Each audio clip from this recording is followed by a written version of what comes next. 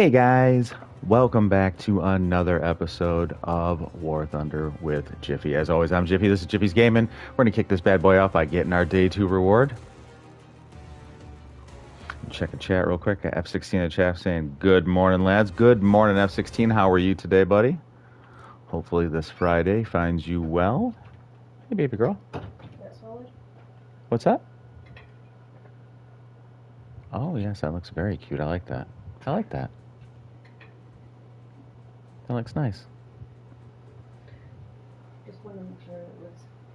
No, it's solid. No, it's good. It's tight. It's a good one. Yeah. All right. Love you. All right.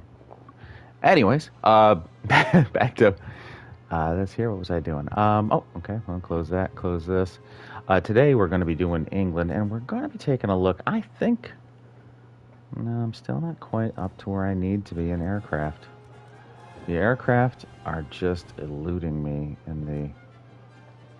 I can level up and finish up the Spitfire so quickly, but everything else is such a pain. Alright, so these two mosquitoes, are they already in my lineup? The Mosquito NF Mark II and NF Mark 33, or TR, sorry. NF Mark II is over there. Okay, yeah. So, yeah. So we'll do some England plans today. And we'll start right off with this.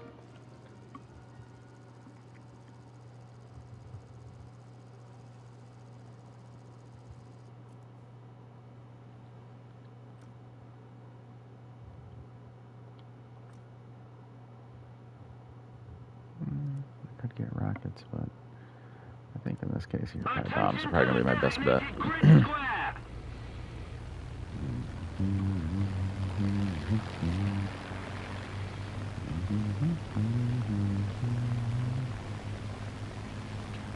Why does it feel like I joined this match late? If I'm in an attack aircraft, I'm already 2 kilometers behind a L8, IL-8.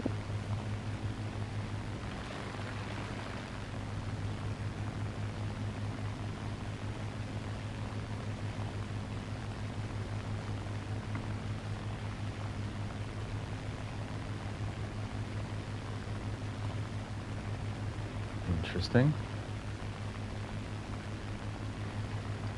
What is this? That is that.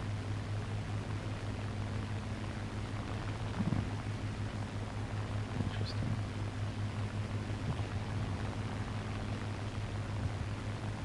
Huh.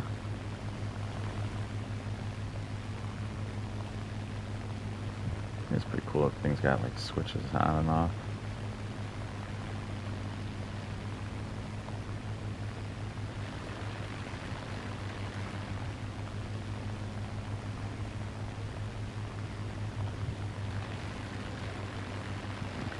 Fighters on.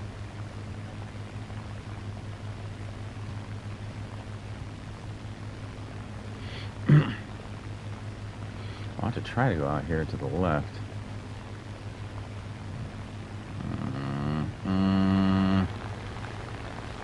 I'm not going to make it. That D7A2 will definitely clobber me. Let's see if we can't run back to the fighters real quick. See what he does. Now turn back again.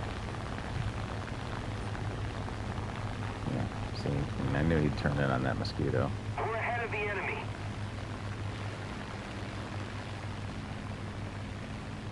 But now with all the fighters above me, should be okay. Sean Cassie says, yo, Sean Cassie, how you doing?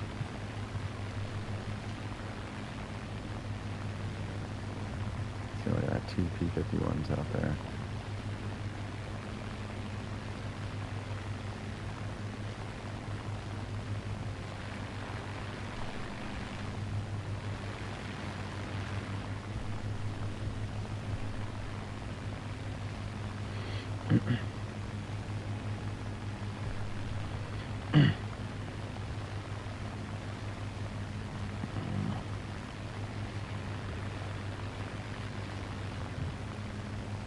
So far, no one's like showing a distinct interest in me.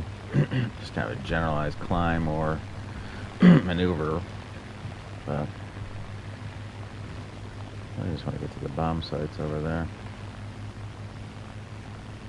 I think I can do so now without having to risk too much. Well, I saved that for that P-47. Looks to be diving either on that A-20 or is possibly going to turn on me. Nope, he's after the A-20.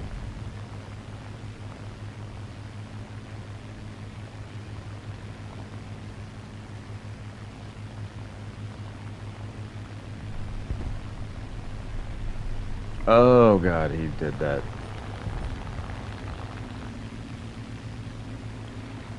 And now I'm screwed.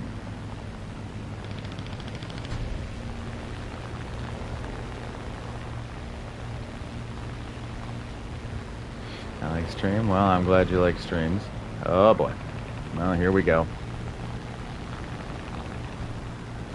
We'll open the bomb bay doors, but we ain't gonna make it to the bomb site.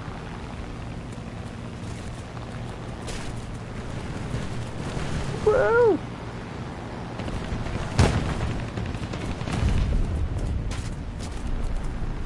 And maybe we get this.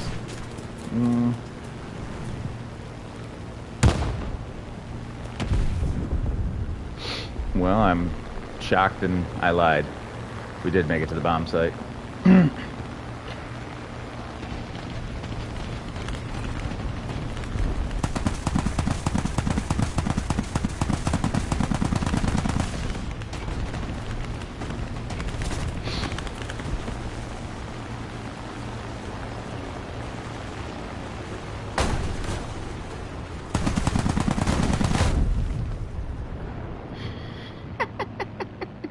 What a disaster.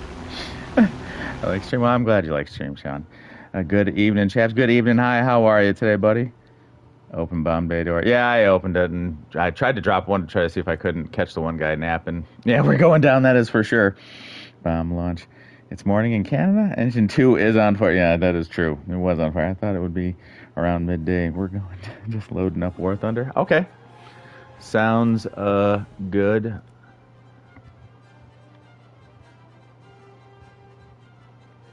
These battles are probably going to be relatively quick because there's a spot. Would you mind if I join? Not at all, hi. I would absolutely love for you to join, bud. I don't know if I should be waiting or then, or if I should be. I'm queued up right now. Okay.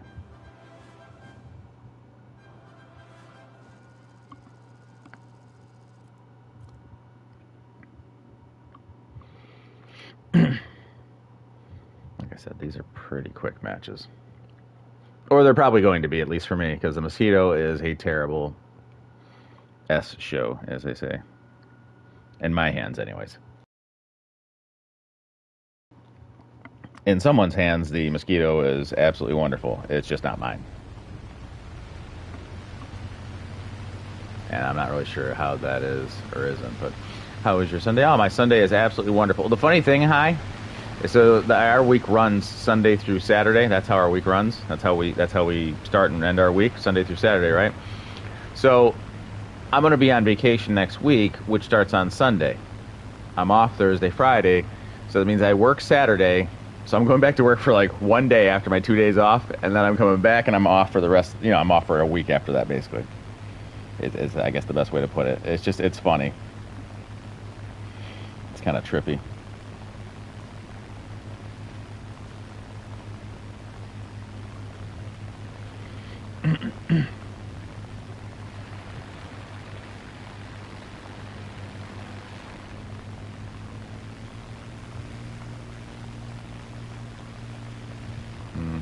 Firefly's also going probably for that, isn't he?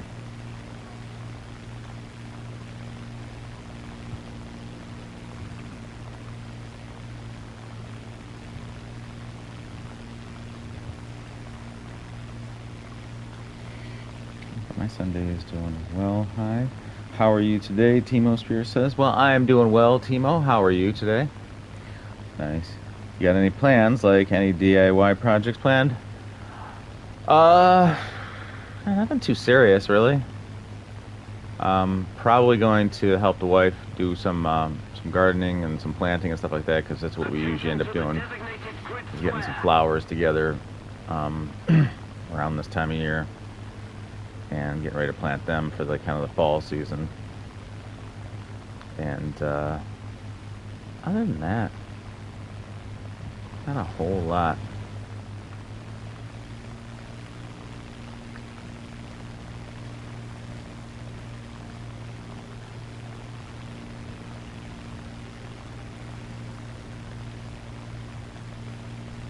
Interesting. The Firefly went in directly for the artillery and ignored the other thing.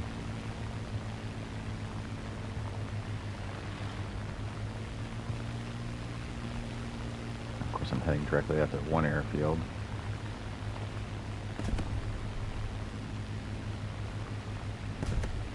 I guess you'll enjoy not having to wake up at 4 a.m. every day. I will enjoy not having to. The problem is I still will. Like, my body... I mean, like this morning, for example, I was up, basically 4:35 in the morning, something like that. Anyways, my body just is used to it at this point here. So I just do it regardless.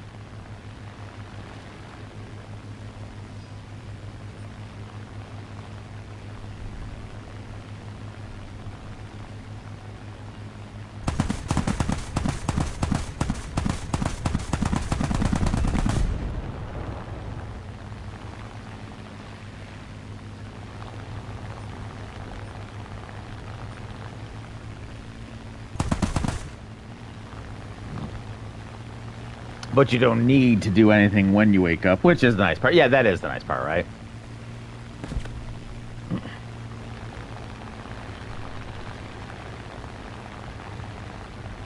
And this is true. It is one of those weird things where your body just basically kind of gets used to doing what it does, right? So it's just kind of funny.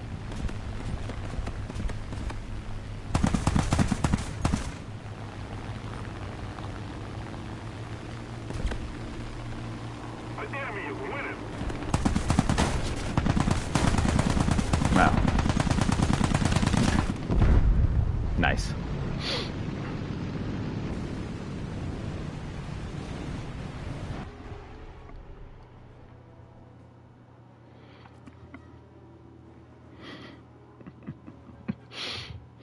So ridiculous.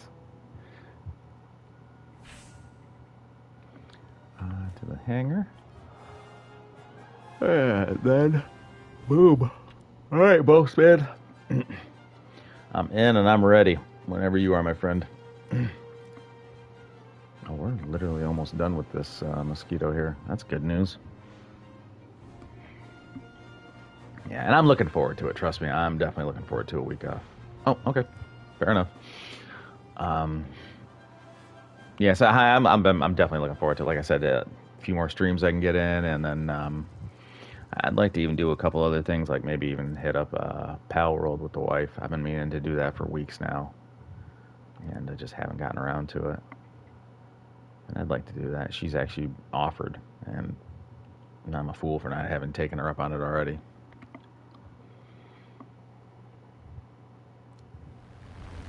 Hell is 8 p.m.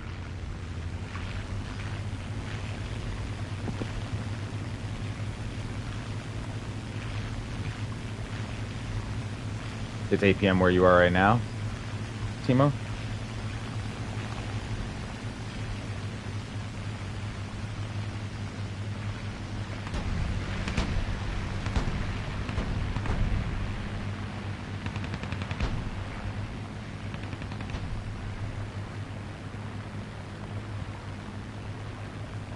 People are weird.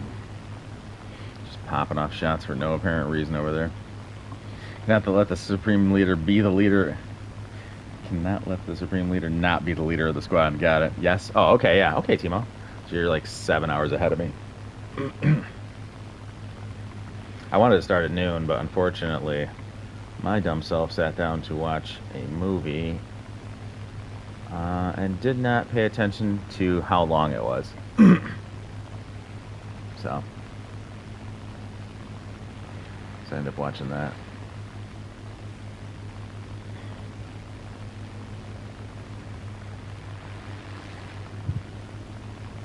Sean says play tanks. Not today. Not today. We're not playing tanks. Today is an airplane day because I'm going to have no Mr. Smith. There'll be plenty of tanks days coming up here real soon because I'm basically going to be catching up these airplanes. And then from there, it'll be mostly tanks from there on out for a while.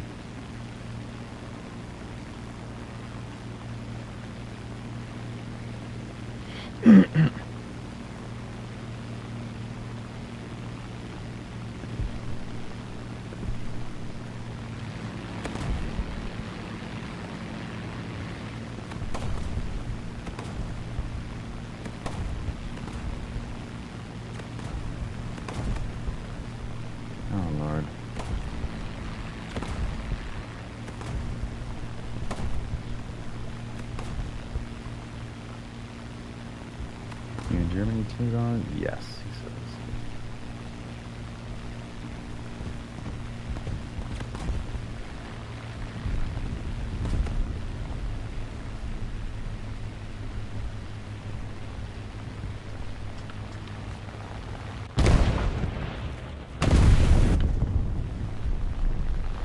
Good enough for government work.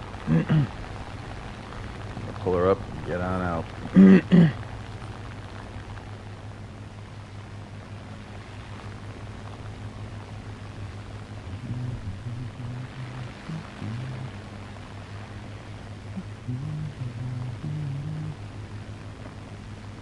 Let's see how this goes.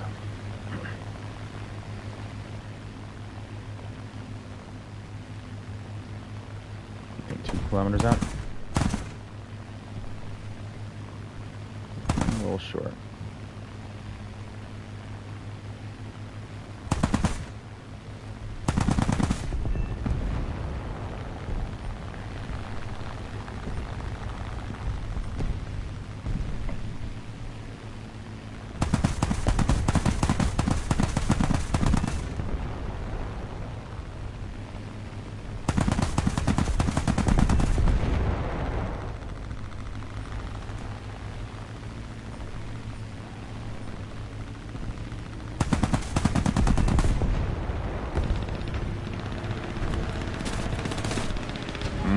I was worried about him.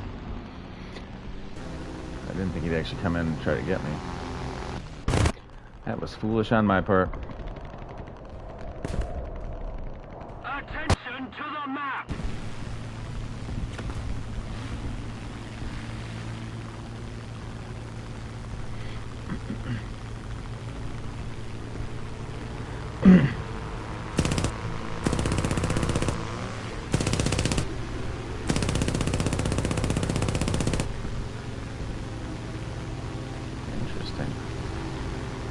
Watch yourself.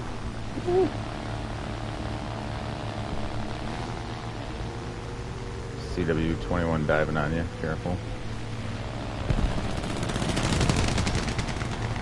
Oh, I guess I ain't even diving on you. Nice job taking on the P-40.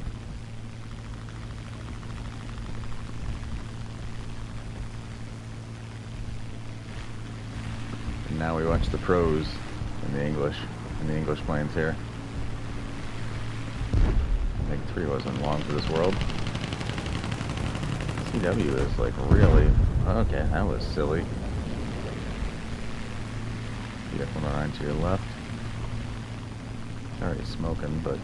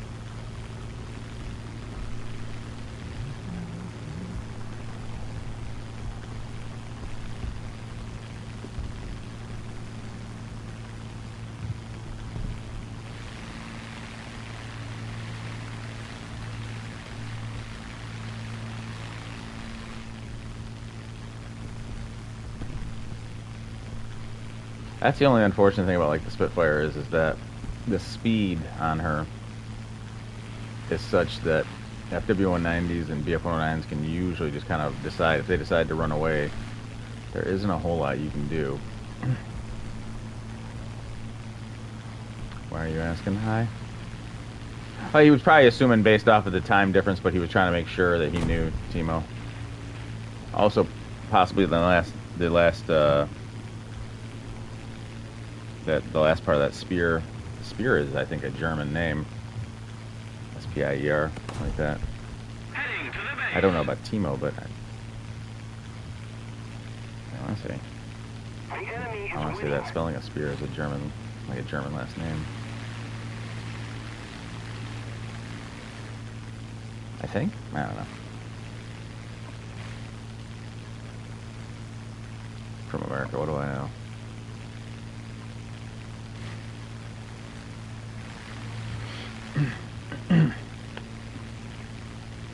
You out of ammo, high?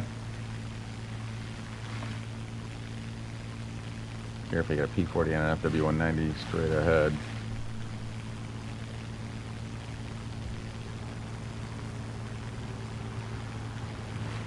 Winter is coming soon for Canada. Isn't every month winter, to be fair, though, F-16?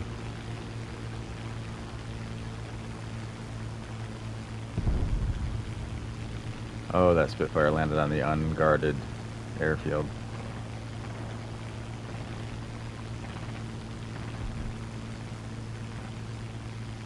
Wow, the B-239 took him out. Although I guess it is just a Buffalo versus a P-40.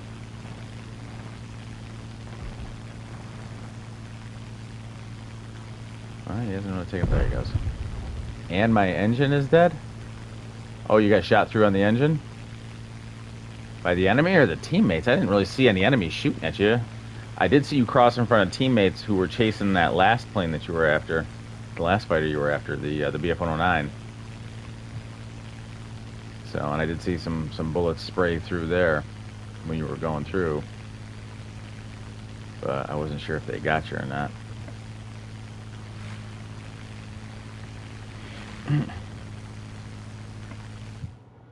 Returning to the base.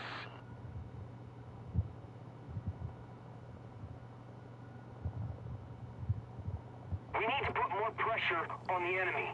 They're winning.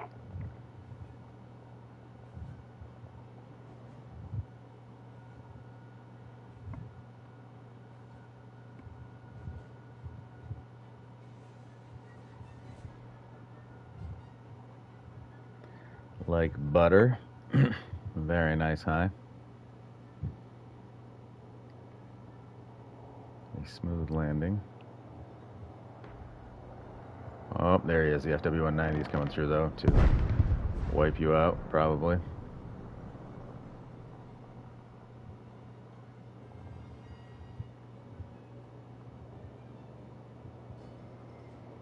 Wasn't looking so it overheated. Oh, shoot.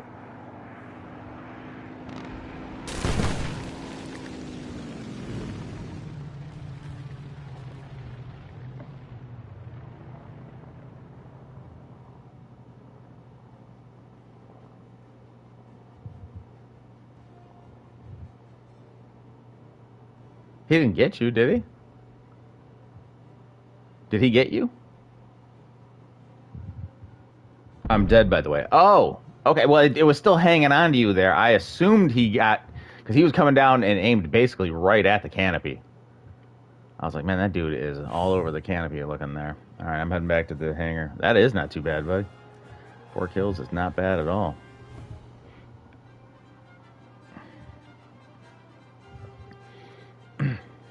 Not too shabby indeed, my friend.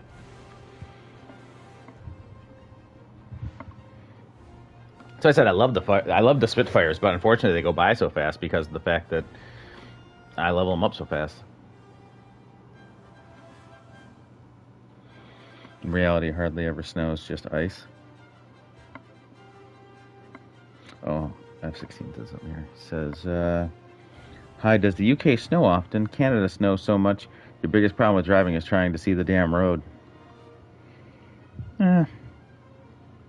even with the snow, it's not even it's somewhat seeing the road, but really the biggest problem is just maintaining control a lot of times of the car or vehicle. Now, at least, as long as you know what you're up for, like rear wheel drive vehicles, push the clutch in and steer with any spin, steer into any spin. And then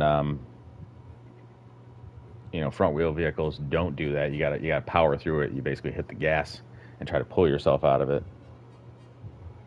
But yeah, I don't know. I mean, we got a lot of snow where I was from originally. Probably more snow than Canada, to be fair. And do you have an automatic Jiffy? Now I do, yes. But back when I was up there, I had manual transmissions. So I had a little Ford Ranger with a manual transmission. And so that's how I knew to push in the clutch. Problem was when you switch from that to like the car, like, I think my girlfriend at the time had like a Ford Escort. And the problem was when you switch between the two vehicles, there's two different ways of maintaining, you know what I'm saying? And you have to know which vehicle you're in so you do it properly. Or else you're going to mess it up. Attention to the designated grid zone.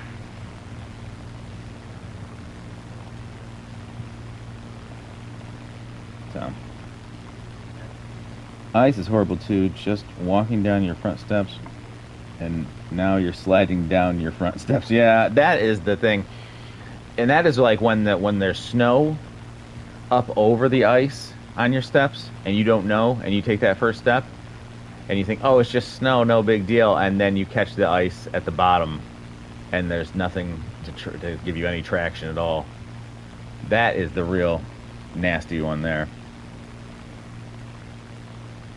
F-16, but it's normally black ice, which you can't see, which is fun. Yeah, well, that's also true, right?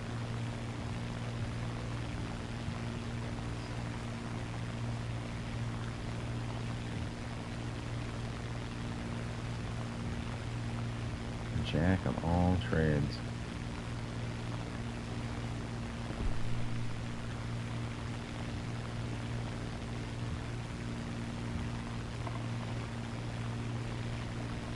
Do you have an automatic?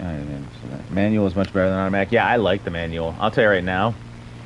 I used to be able to get chirps out of rubber basically on in the first 3 years in a little Ford Ranger, which was hilarious. They're coming off the line. She had enough power to peel a little bit, and then at 20 miles an hour, I'd shift into second. Same thing again, and then third gear, basically at 60 miles an hour, or just below 60, you could get again, which was hilarious.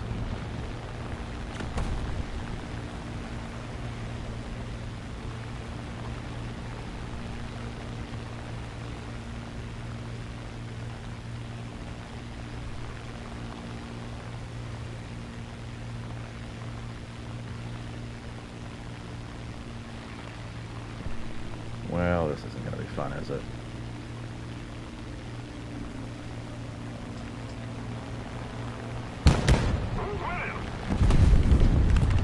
Well, in the old Ranger, you could take well,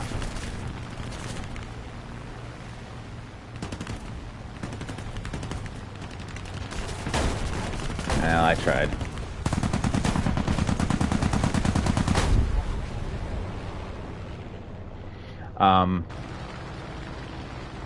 So you could take the Ranger to about 60 in second. So first would go to about 20, and then second would take you up to about 55, 60, I think. Absolutely just maxed out, and then you would slam her into third, and I could catch rubber one more time.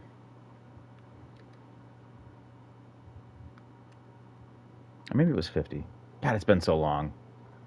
I remember I could catch rubber in first, second, and then going into third, I could get a little chirp out of her one last time.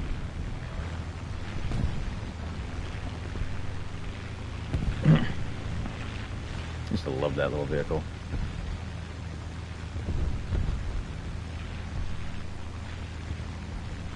I've experienced sliding down the front steps too many times to count. Oh yeah, me too. Me too. That first step is an absolute doozy.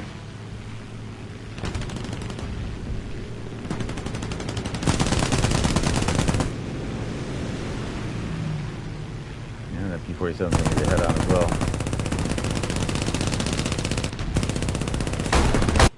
Oh. I swear if the Soviet catch you in Russia, plane go boom. Alright, I'm returning to hangar.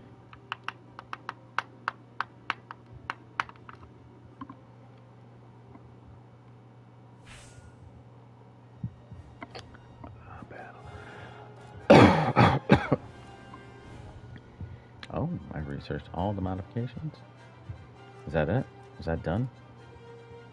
I just have to buy it. Well, I'm done with this one. Let me see. Right?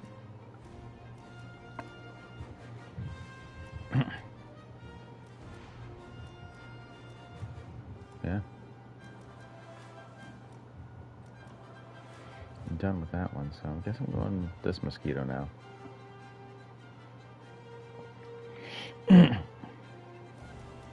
It is spaded though, right? Is this one? This one's acting goofy.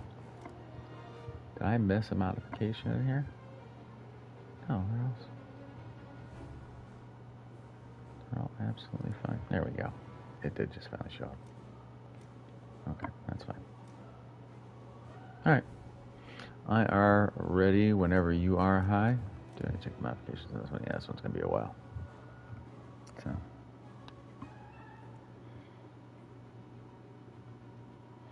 Warthunder Mobile Gaijin is so lazy. Really? Why? Why do you say that, Sean? I don't play the mobile version, so I'm not, I'm not up on all the things that they do or don't do, right?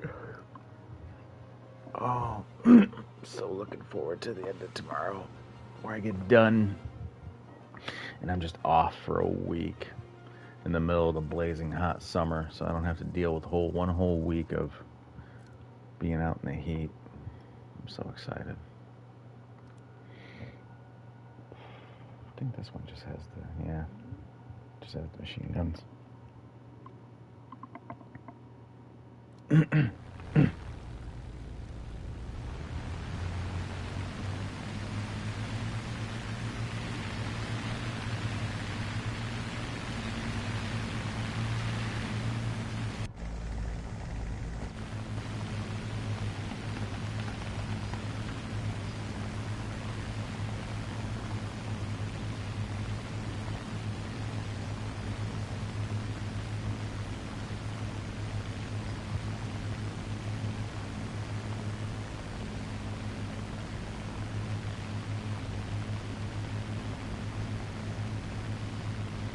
But what did they do, Sean? Is what I'm really kind of curious that you're saying they're so lazy for. Are they just not updating, or are they not fixing known bugs?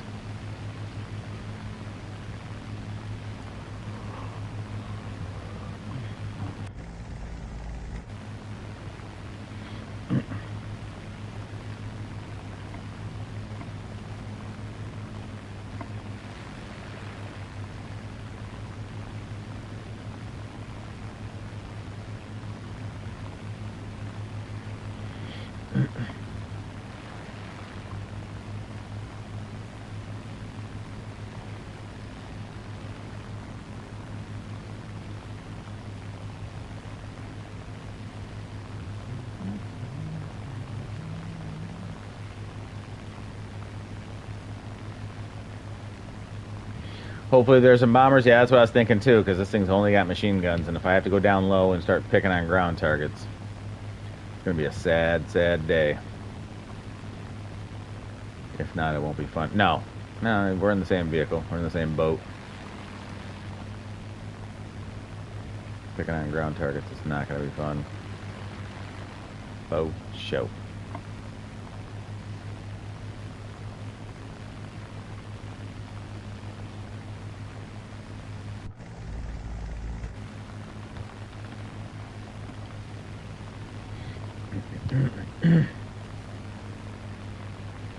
Now, of course, if they're smart, they get up in the clouds and they stay in the clouds.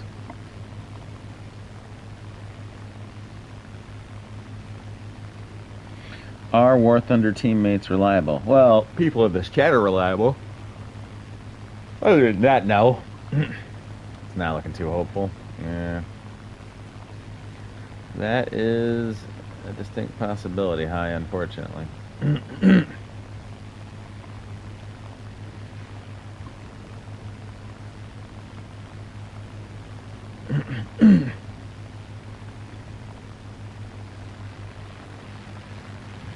There's a B-25 down to the left, but he's down low. Probably gonna get jumped by the fighters that are down there already relatively quickly. A dive bomber as well. To the left, an attack aircraft of some sort.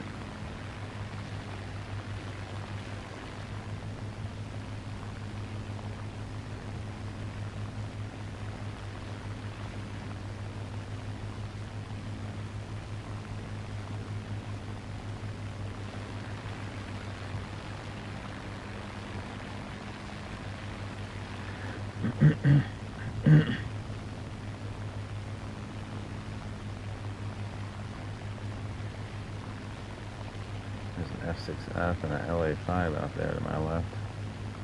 We're trying to sneak up behind. It has a 1 in 100 chance of working. Sneak up behind what, though?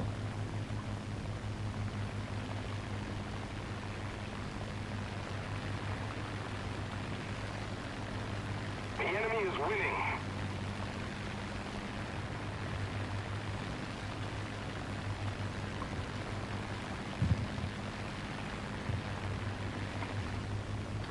That one stream when your whole team was fighting itself just popped in my itself.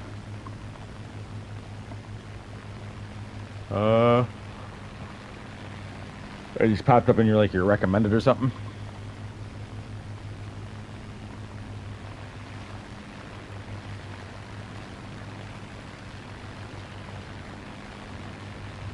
That's pretty funny. There was one where it was like me, Rain, and Smith, and we were all trading off, shooting down other people who were shooting down us. It was absolutely ridiculous. Yeah, yeah. I think Smith was the first one to get shot down, then Rain shot him down.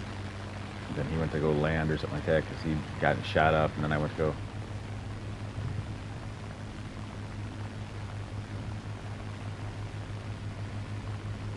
No, you're fine. You don't have to proofread nothing. I was just trying to make sure I understood what you were saying, that's all. I had a pretty good idea.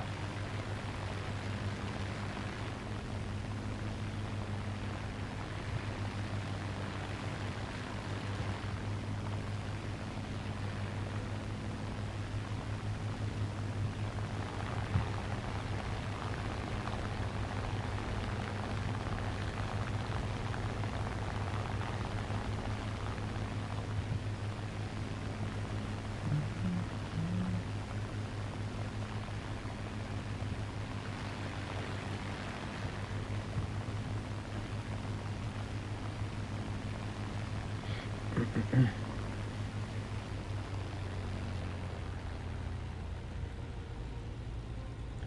should level off and let her kill some speed there before I got too nutso butso here.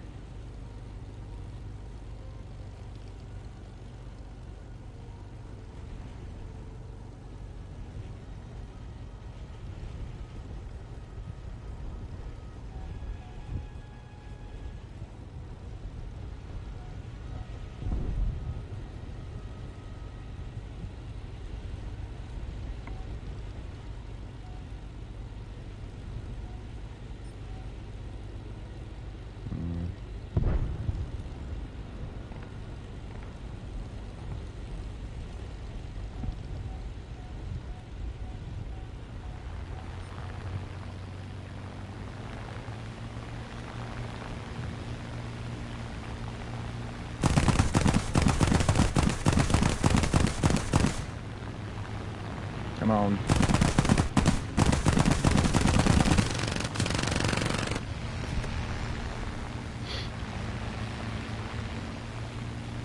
Nice.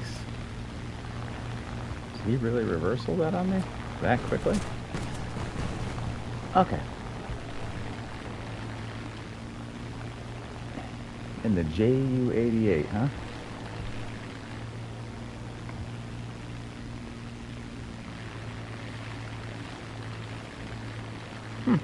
Interesting.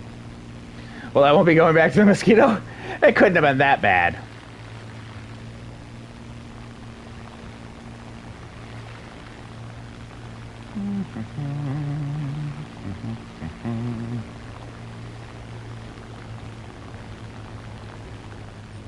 Well. Got one kill? Oh, sure.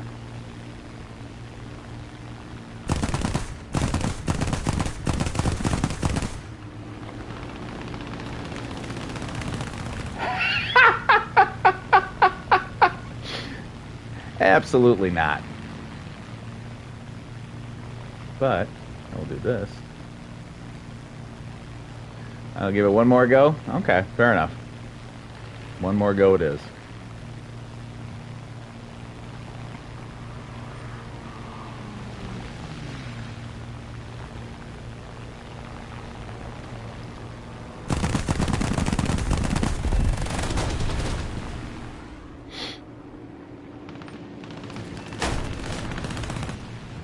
I don't even know what happened, but the JU-88 also got counted as a kill, and I somehow pulled off that maneuver. Also wild. Don't know.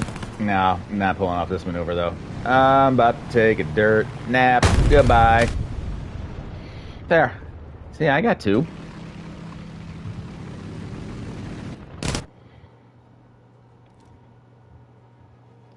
Woot. Alright. Well, I guess that's a return to the hang. Wait, are you still alive? No. I guess it's a return to the hangar.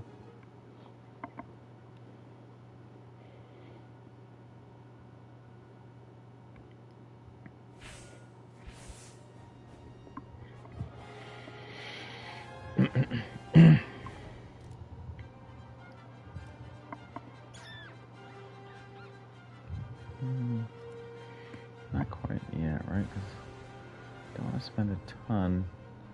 So I still need to research.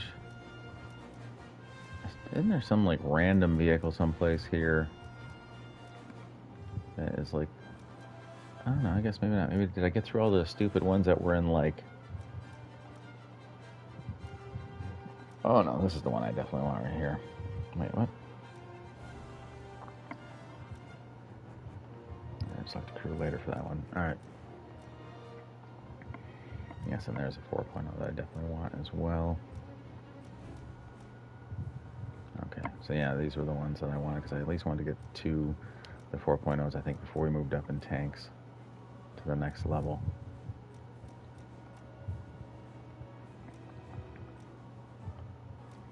Sorry, let me just do this. Oh, well, shoot. Look at that.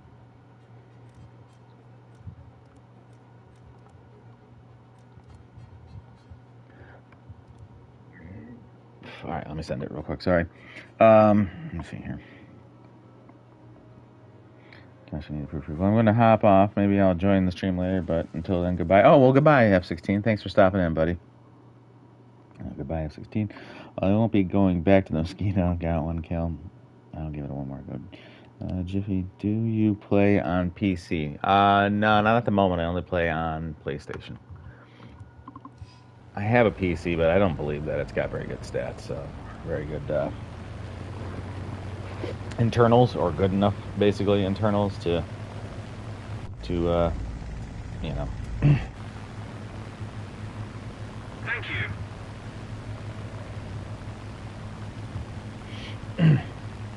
Attention to the designated grid zone. These guys already calling out their bombing. Yeah, they're already calling out their bombing spots. 4 or 5? I've got the 5. I got the PlayStation 5.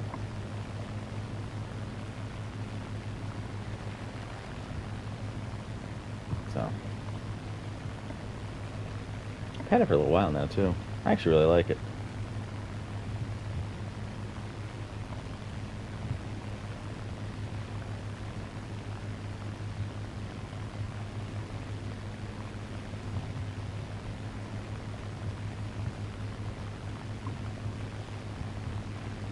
I do enjoy the old PS5.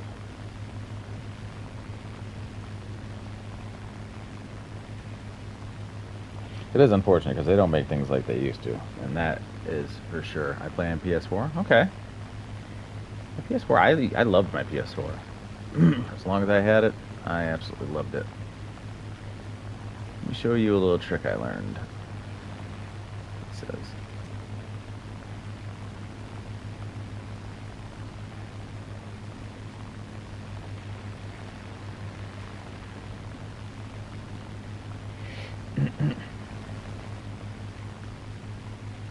If I remember correctly, the SM-92 is not a fighter, right? I think it's a bomber.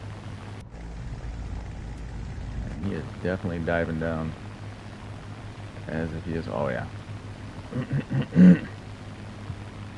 High going after him there.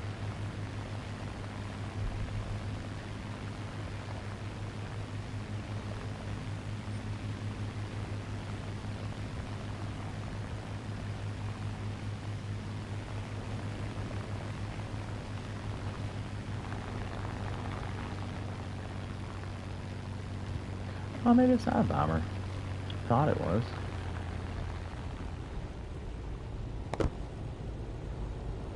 Boy, he is maintaining a tight turn there.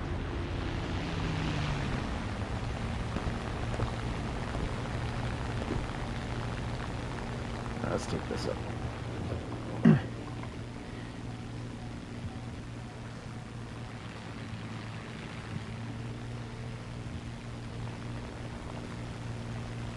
Alrighty.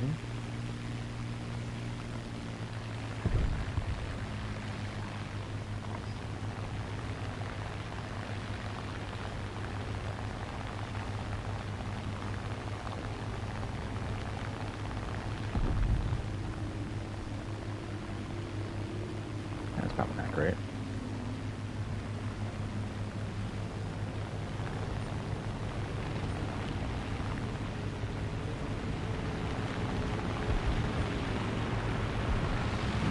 That's also not great.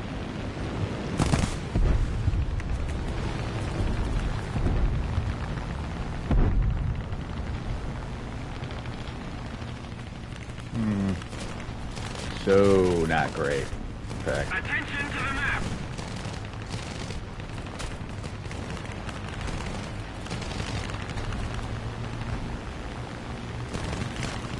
Nope, I absolutely hate the mosquito. Yeah, hey, join the club.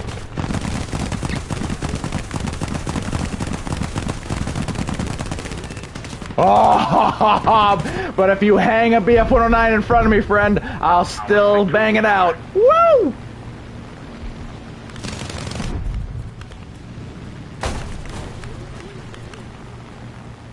Well, we're not pulling that one out, though. Bye-bye.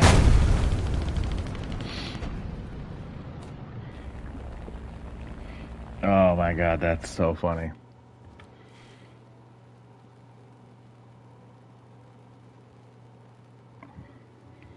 Nope, I absolutely hate the mosquito. Yeah, no, I get you. All right, I'm heading back to the hangar real quick. Hi.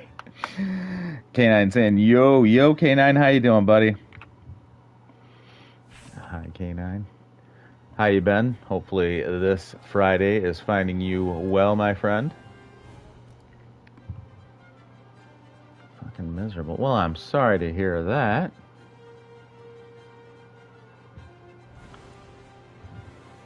Hopefully nothing too serious.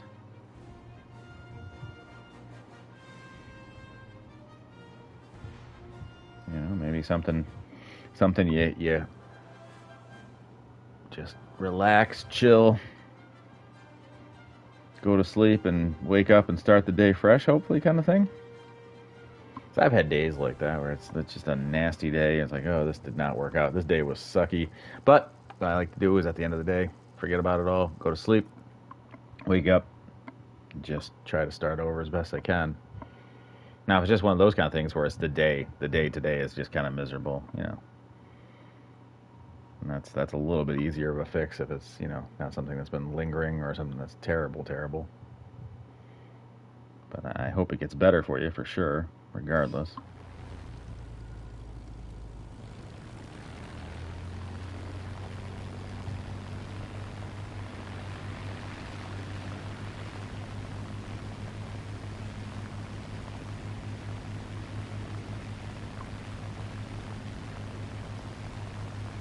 So what are you in this time around? Where are you at? Spitfire. Yeah, Spitfire.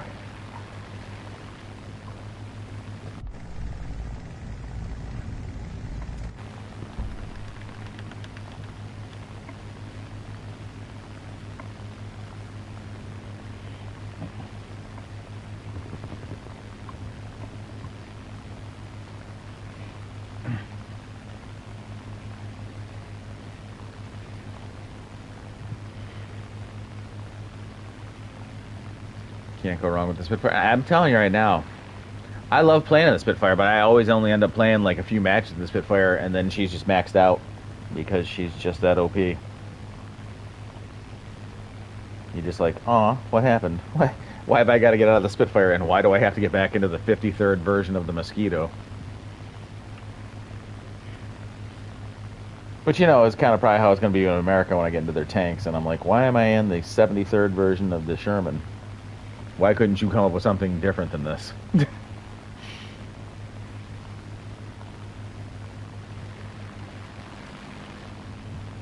course, they're going to be like, well, it's easy to manufacture, you know.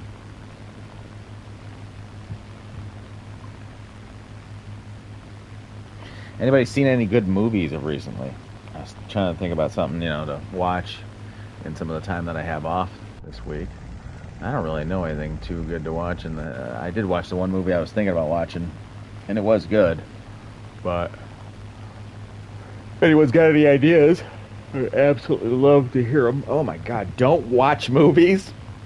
No, the Mosquito is garbage. Yes, Timo, I agree. But I am on a quest to spade all vehicles, Mosquito included. So I will spade out this dumpster fire. Yes, people love. Hey, baby. Yes, baby. Do you know fried eggs are just like fried chicken, just at different ages? I see what you did there. Yeah, that's funny. That's like that picture of like the pig and the cow. Or no, I think it's just a picture of the pig or something like that. And it's outside in the middle of the winter. And it goes, they get cold just like you get cold. And it says, bring them in and warm them up. And underneath that section, it shows you some ham and some bacon. It's like...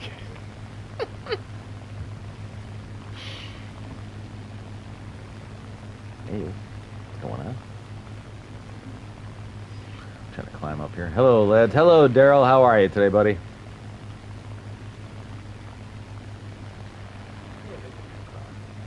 You gotta go get your car? I can move it. Why you gotta move it? Because I was going to take her to the place with taking my car. I ain't taking her car. No, I should say that. I want you So both I want safe. her to be able to just pull straight into the driveway, so that way we're not playing magical cars. Ooh, magical cars? What do you mean you don't want to play magical cars? You know. Well, I'm doing good. Finally came back from work in Germany. Oh, very nice, Daryl. What were you doing in Germany? If you don't mind me asking. I mean, obviously I understand working, but, you know, if there was anything specific. How you doing? I haven't been here in a while. I'm doing good, Daryl. I'm just glad to hear that you're back in the hometown and able to enjoy your time. There's no place quite like home, you know. We all enjoy, you know. Really?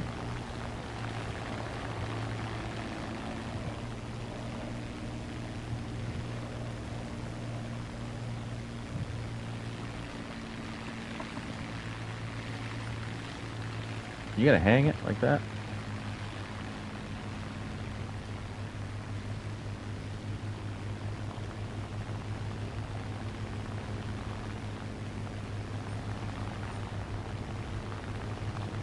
We are losing.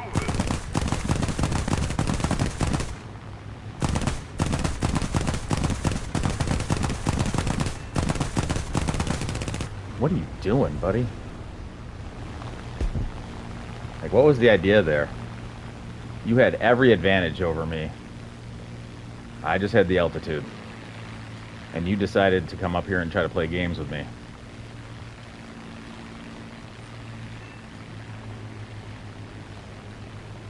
What was the thought process there?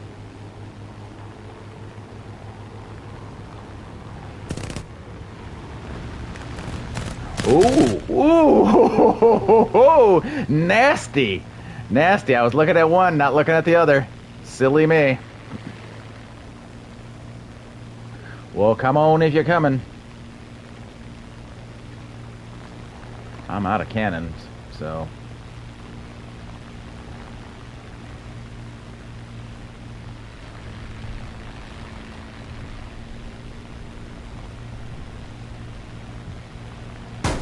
Ah, well, I guess that's about the end of me anyways. Boo.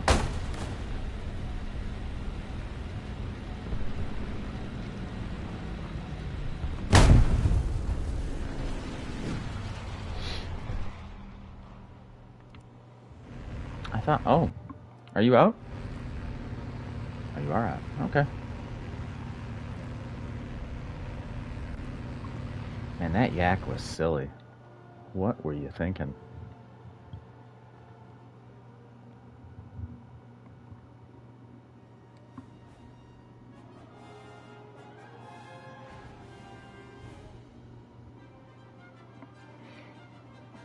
In the Swedish tech tree is also some mosquitoes. Oh, don't tell me that. I want this to be the last of my mosquitoes. I want to believe in my own mind, even if it's not true right now, that this is the last of the mosquitoes. I am ready whenever you are, my friend. Yeah, what a mess. What a mess.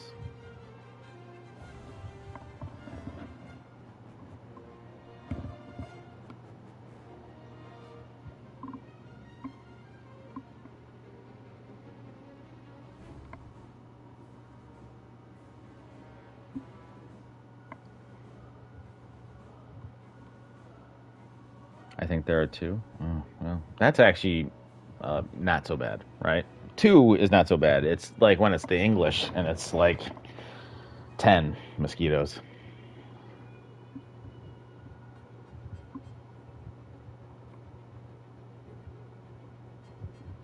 It what? Oh, message retract. Okay. Fair enough. Got a 1,000-pound bomb on this Firefly. And probably most of the modifications done. I haven't played this plane in ages.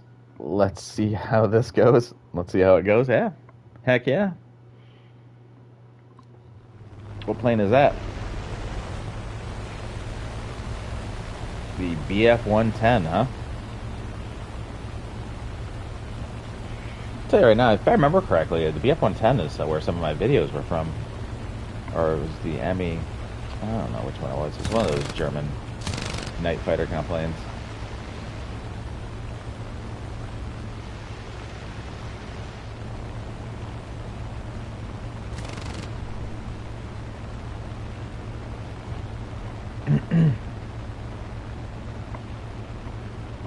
Oh Lord, why am I heading out that way? I should head over here.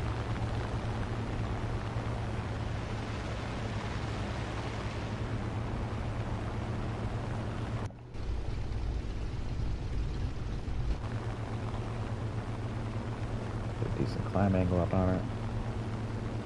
No countermeasures, no air brake apparently.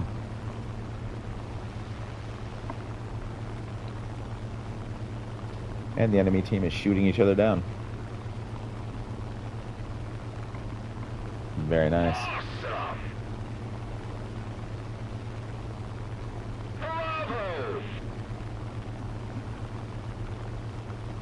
I am sorry, there are 3. Oh my gosh. Now you've made it a nightmare, Timo. I'm just kidding. It's fine. How do y'all make land for some planes without premium? Oh my god. Sassy, if only you knew. Grinding. I'm not paying the snail. Well, he said playing.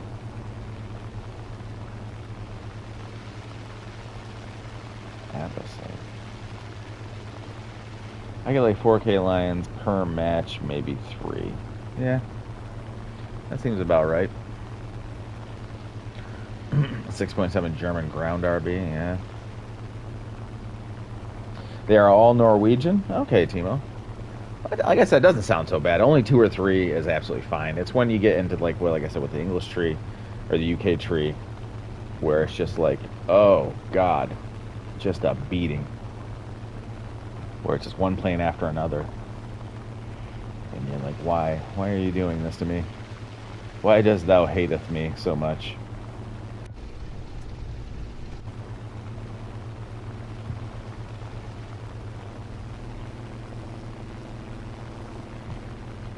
Are these both 1,000 pounders? And if so, how many 1,000 pounders do I need to destroy a target?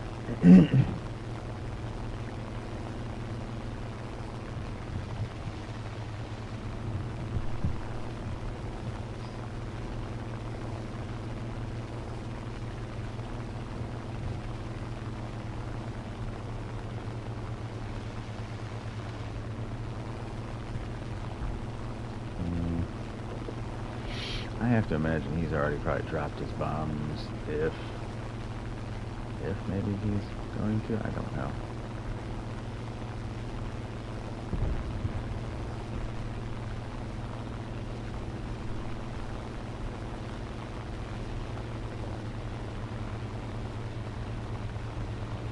We'll see.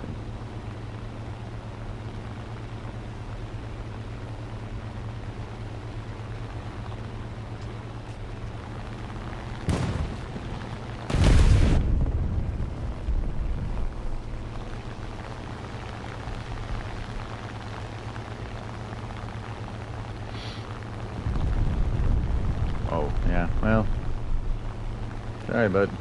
Sorry, bud.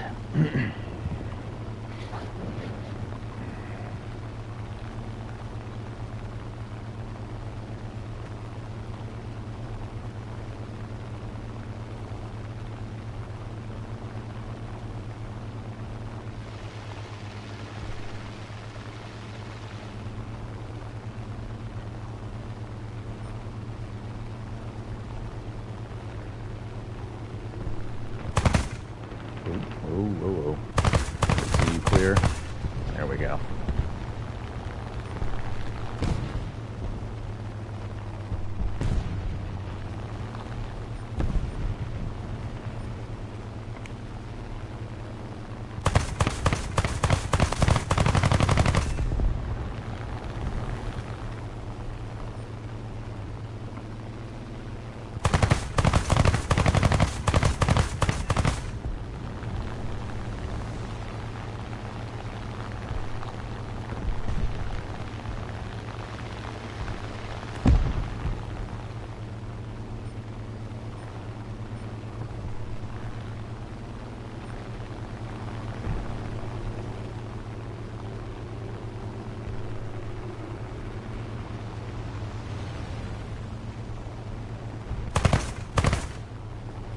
Our victory is near.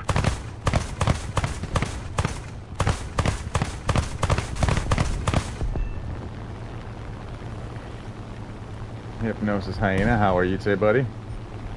Are you really doing this? Need backup.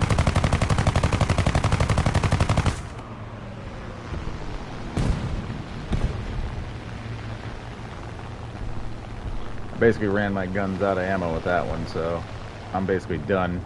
I'll run them as straight of a line as I possibly can. Oh, well.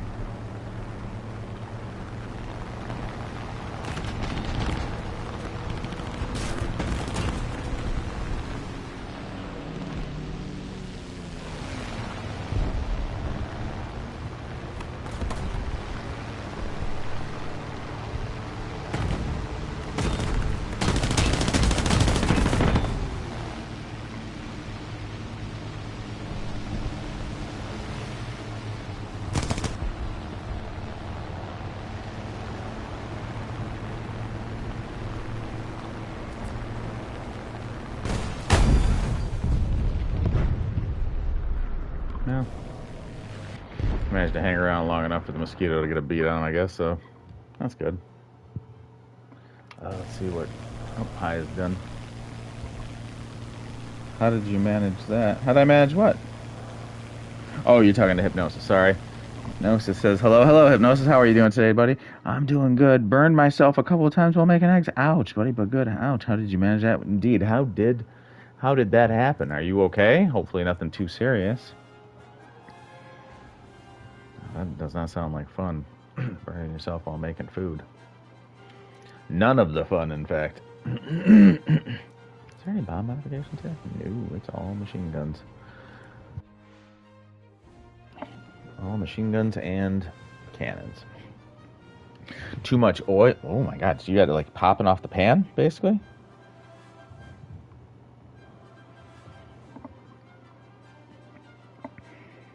It's interesting. See, I used butter or milk, basically. Or a combination there of both. I put a little butter in the pan, a little milk in with the eggs. The eggs get fluffy. Fluffier that way for scrambled eggs. Oh, well, you know what, though? If you didn't say scrambled, did it? Just said make an egg, so maybe you were doing them over easy. Although you can still put you can still put milk and butter in the pan, milk in with the the eggs a little bit. Doesn't hurt.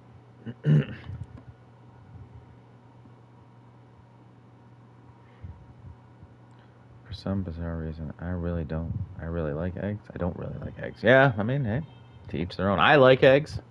I'm not like a huge fan. I can do them. Nah, I actually poured too much, not realizing. I get you.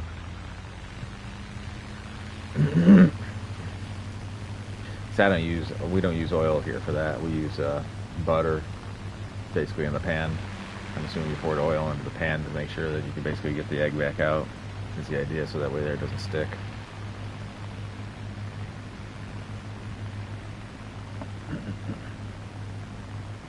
I'm sorry you got burned. That sucks, man.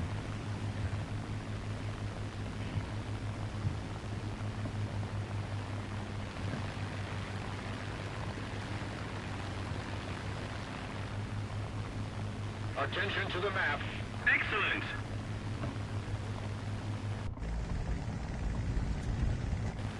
Negative.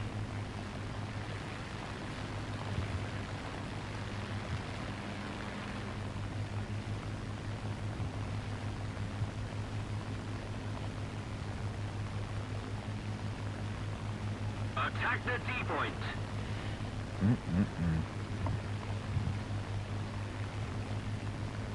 So how you said don't watch movies, but what was the last good movie you saw, though? You had to have seen a good movie, at least. What was the last one you saw that was good?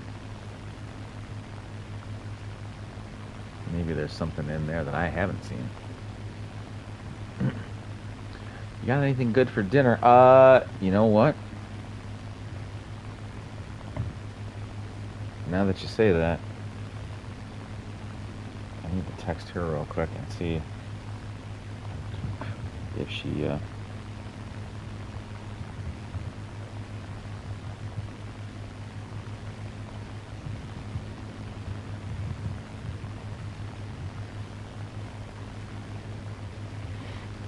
Well, I'm going to find out in just a second, Hi. We'll see if there's anything particularly unique on the thing. I think what I wanted the other day was pulled chicken. And so hopefully maybe we're doing that. Let's see what she says here. Yes, love. Pulled chicken. Heck yeah.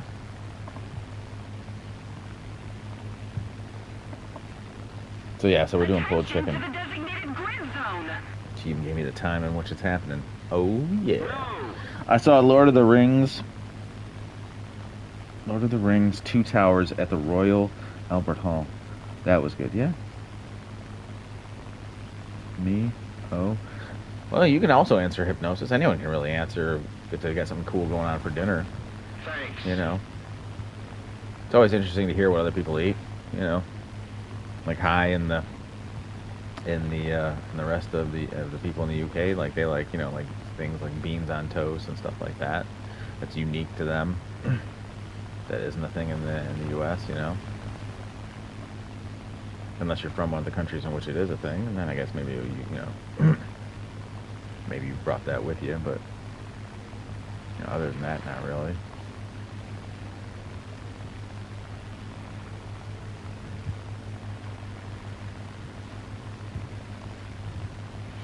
I did just see that. I was like, did someone named Super Gooner just get shot down? And yes, I was correct in that assumption. There was someone named Super Gooner who got shot down.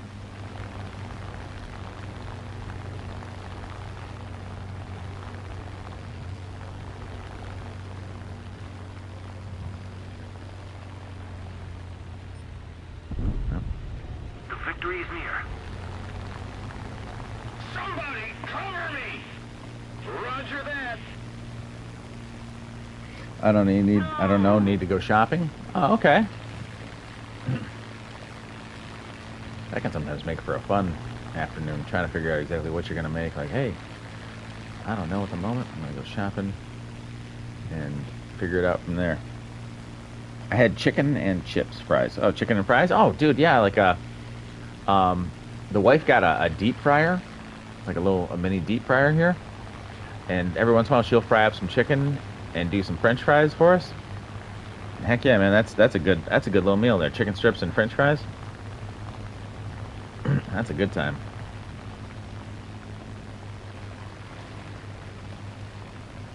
You won't hear me complaining about that ever. I love fried chicken.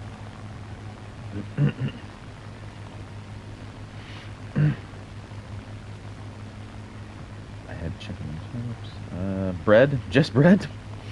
Timo, that sounds like a sad dinner. Unless you're going to tell me that that bread also has some cheese in the middle of it or something like that, and we're making grilled cheese sandwiches. In which case, okay, cool. Got it. What is happening here? There's no bombers? They had no bombers on the enemy team. Can you believe these guys?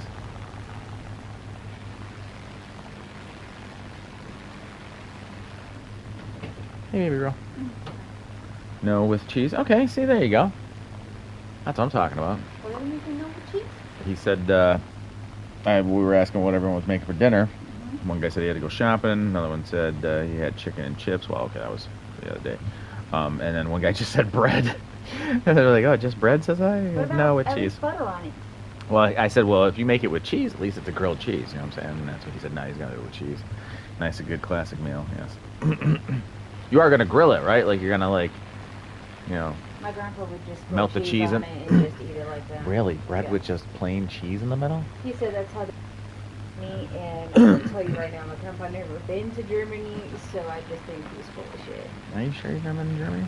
Oh, he was a lot of German. I'm not going to say full German, but he liked to act like he was places you've never been to before. No, bread and cheese is fantastic. Yeah. No cheese. Just Nice. eat it, bread and cheese. Nice, a good classic meal is what Hi's saying. Yes, no bread and cheese, fantastic. So no, you're not going to grill it. I don't. I can't do that math in my head.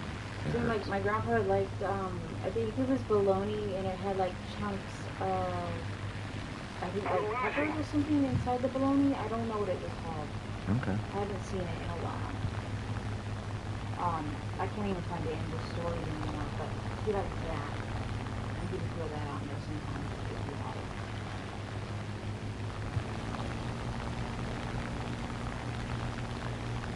That is it. Oh, you're okay. I'm going to be sorry about it. There's just nothing for me to go after. It's all fighters down there. You going with Smith? No, no Smith. Yeah. No. Smith doesn't get off until 4, and I can't really be on at 4. Friday. Yeah, I can't be on at 4, really. I mean, I got to get up and go to work tomorrow still. I'm sorry. I keep thinking it's Sunday. Oh, I wish it was. Well, no, I don't, because then I'd also miss out on Saturday afternoon, which I could be doing things and having fun. I'm just going to enjoy every moment of this vacation. I'm so excited for it. No, reduce speed, it says. Look at these guys. What are you guys doing down here? Get out of here. A bunch of fighters all hanging out down low, waiting for me to come down there and goof around.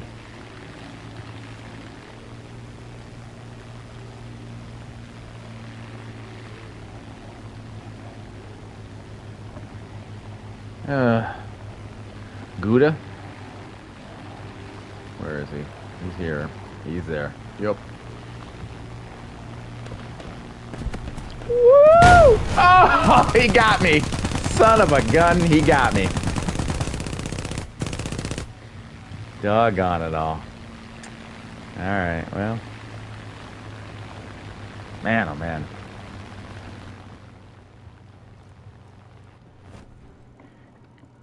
That's unfortunate. What kind of cheese good? I prefer extra mature cheddar. I don't know what that means. I've never heard of extra mature cheddar. I've heard of extra cheddar.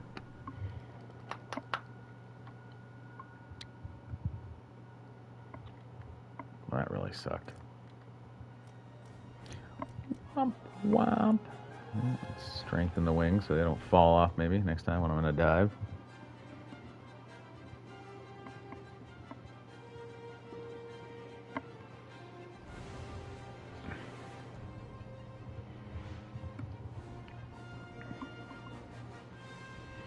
Ready whenever you are, my friend. I got two 3.7s on here, and I think that's it for the 3.7s, which is really good news.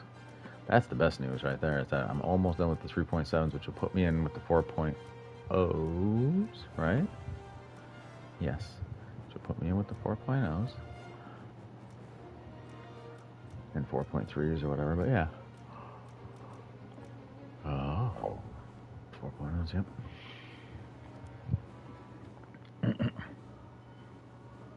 Is that all extra cheddar cheese is? Or extra?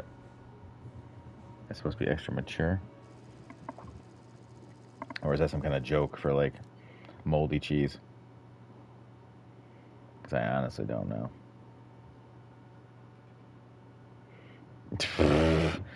I think by next match you should have that. Yes, if I shoot down every plane and get about 10 ground kills in this match, I should have the this mosquito done.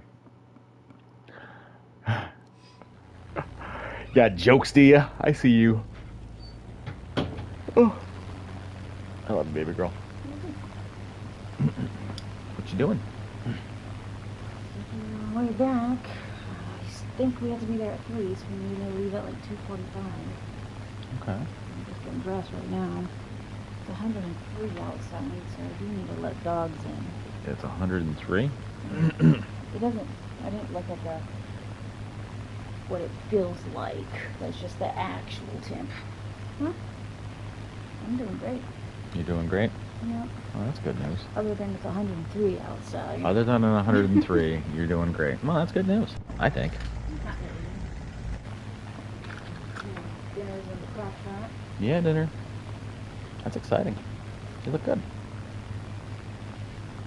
You know your dog tag's not supposed to be exposed. I know. So I guess you're dead. I'm dead. Yeah. Well, technically you're dead because it's your dog tag. No, I'm not wearing them, so that means My I'm still alive. dog tag is MIA. You didn't have to take it off. No, don't take it. Oh my God, don't do that. It'll be lost to time.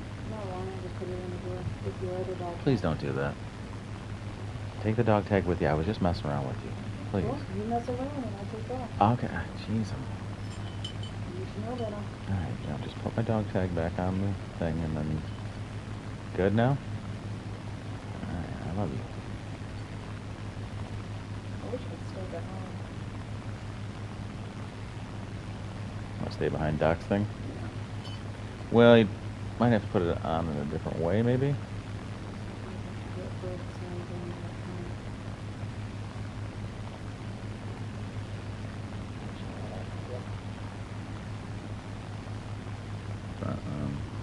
Let's see. So, extra mature cheddar cheese is a firm, sharp, and crumbly cow's milk cheese aged for 15 months or longer.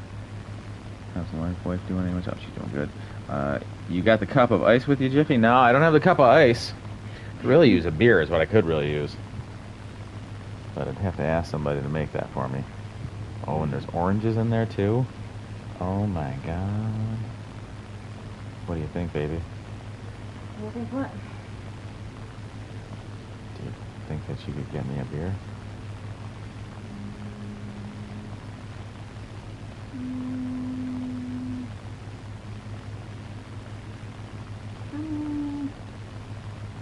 Definitely could. Would you? Definitely could. That is why I'm not doing well, because I don't have the ice to crunch on. I also haven't had a beer yet either. So I mean, a beer or some ice, but mostly a beer.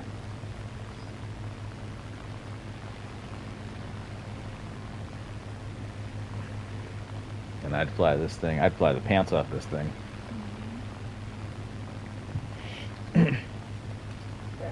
Oh, that is a yak one straight ahead. But I also found a Hankel. Hello, Mr. Hankel.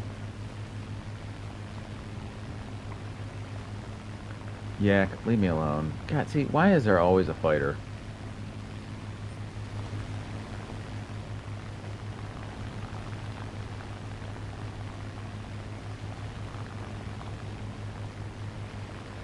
Is Yak diving? He's diving.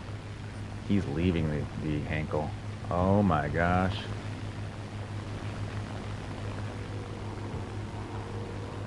No, he's not.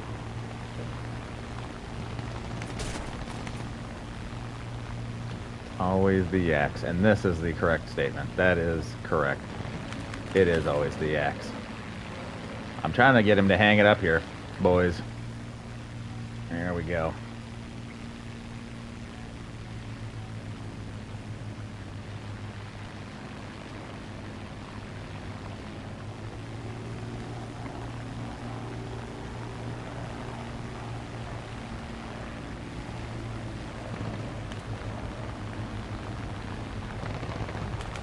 Yeah. Yeah. I lead you back to my friend here.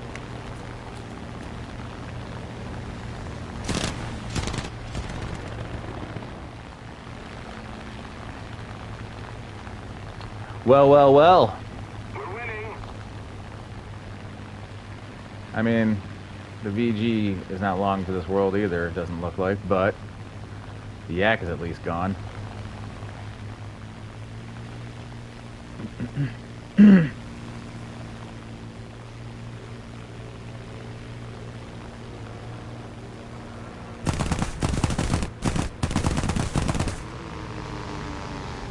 Well, I hung it up here, so he's probably going to tear my booty up. Whoa, that's a lot of close shots.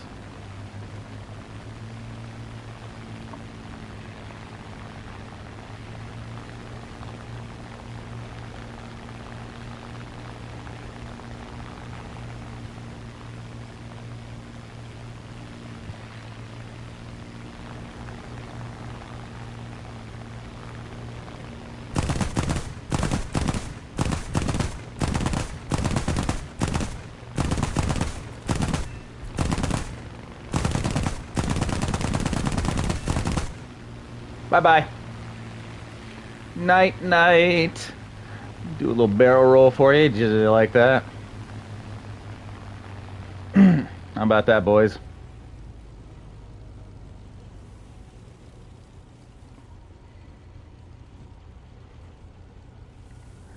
You know what it was this time, though? It was just the thought of her going out and getting me a beer. I was like, oh, that Hankel is mine. Because Hankel sounds like Heineken, and Heineken is a beer. See? Okay, okay. Let's not take it to like 700 stinking miles per hour, 700 kilometers per hour, whatever. Well, okay, I didn't mean to do all that. I was just trying to see if I had both flaps still available. Now I don't. Womp. Womp. What is that? The Russian bias doesn't exist.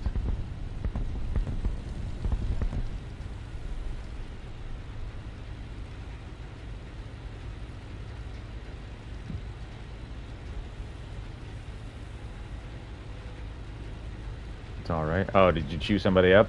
Or did you take somebody's kill?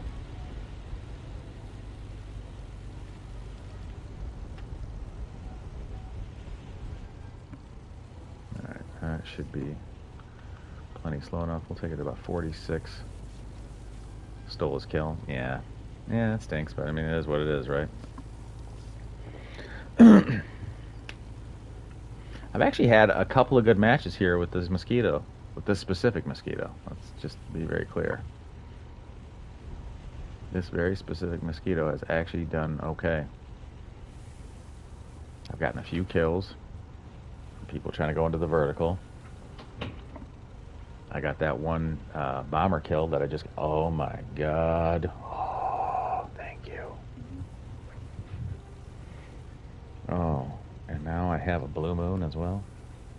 This day just gets better and better.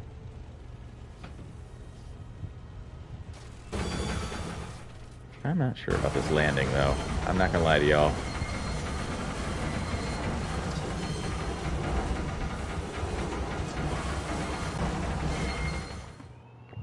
Oh, that is a good beer.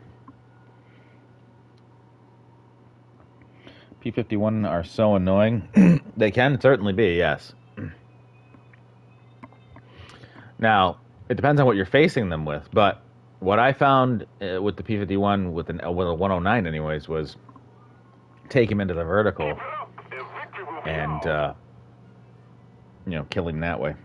Get him to chase you in the vertical and then come down and slam him when he's hanging it. By hanging it I mean stalling out. That's just my phrase for it.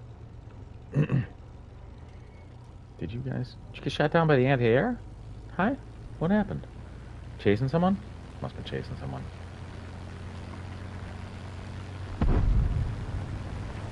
That didn't work. I'm gonna tell you right now, there are certain people who I have played against who like know exactly how to maneuver around the airfields and can get close enough to get a gun solution on people. As I have been strafed on the airfield that has the protection, the protected airfield. I have been strafed on it before by people just pulling off crazy moves and doing wild stuff, so.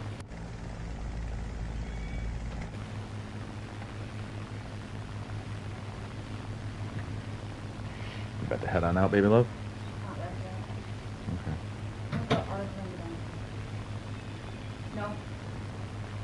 That didn't work. I don't know how they do it. I don't know how they do it either, Hi. I'm not gonna lie to you. I encounter them with the J-22B.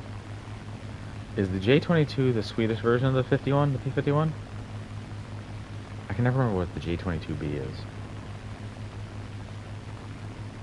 That sounds like one of the Swedish planes, though.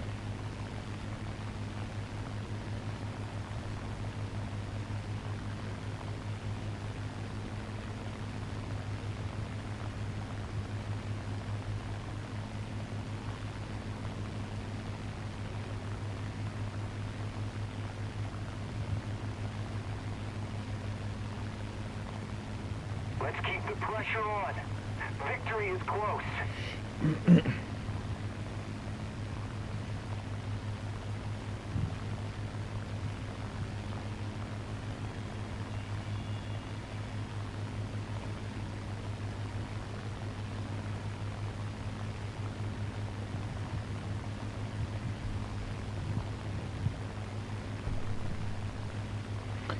Will we get the ice crunching ASMR again? I try to avoid that like the plague. Now I try to actually come in here and not have a drink because I know that's got to be annoying to a lot of people. All right. So it's Swedish. It is Swedish. Yeah, I kind of figured that because I think all the J planes are Swedish, I believe.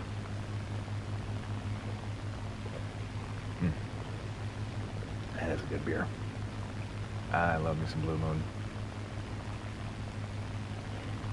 I don't have them all that often.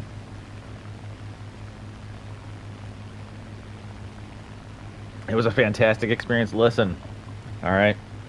Much like the intro I tried to pass off one time that y'all said some stuff about, the ice crunching is also the ice crunching ASMR is also out. You know, I take viewers' feedback very seriously. Y'all didn't like the intro. Y'all didn't like the ice crunching. So I have done my best to avoid both of them. That intro was something else.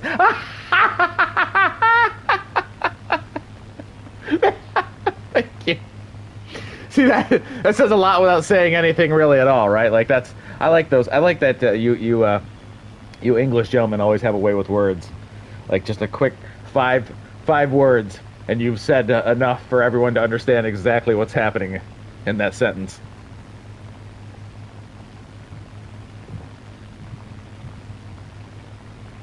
Let's keep the pressure on. Victory is close. I also found out, of course, that I can't do intros on PS5. So, you know, let's be fair.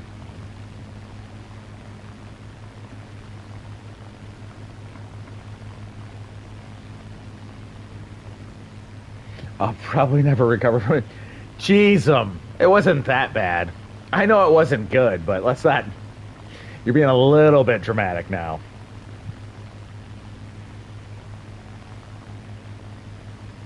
There's so many ground units to strafe, and that IL-2 was just like ignoring them all. I'll try and find it and link it to the Discord, which the ice ASMR that I did, or the intro.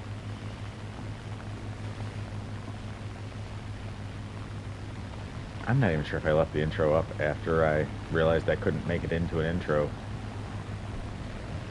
The intro. I'm not sure if I even left the stinking thing up. So, I mean, maybe. Maybe you might find it, but I'm not sure. Yeah.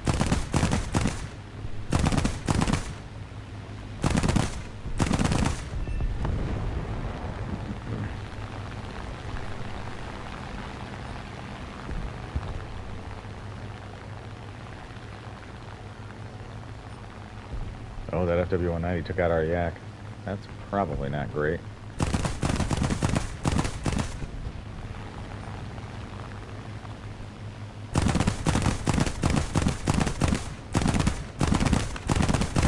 Attention to the designated grid square.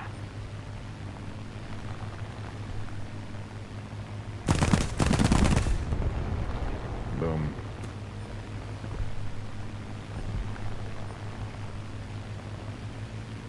I'll ready up and search for it. Okay. Sounds good, my friend. Victory will surely be ours.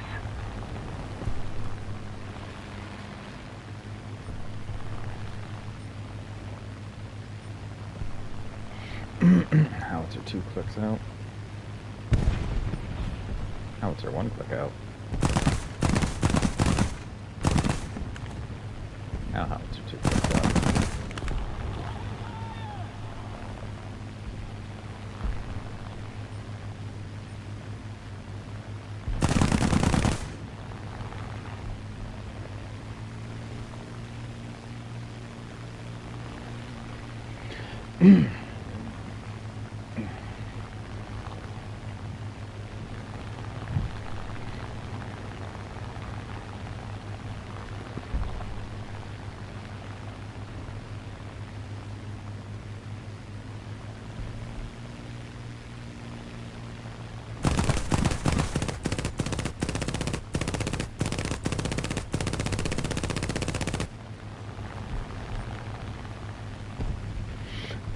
Well, there's a howitzer now, so that's gonna be.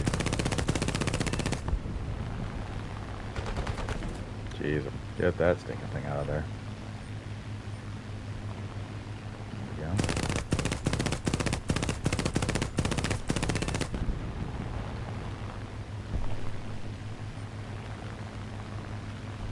I don't know if the yak did enough damage to the FW-190 to send him back. Oh no, he did. He may have actually killed him. So now it's just bombers versus bombers, basically. Or bombers versus attack aircraft.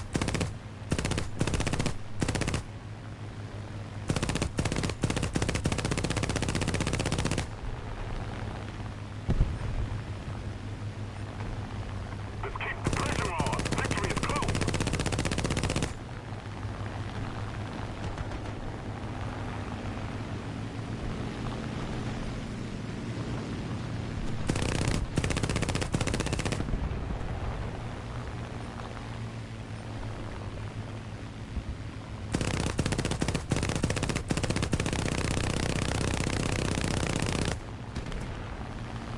Woo!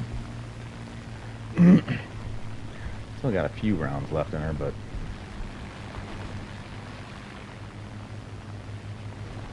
kind of done what I can do here. Get that howitzer.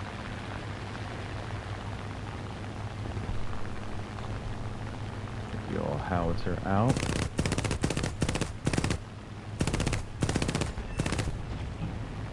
Boom.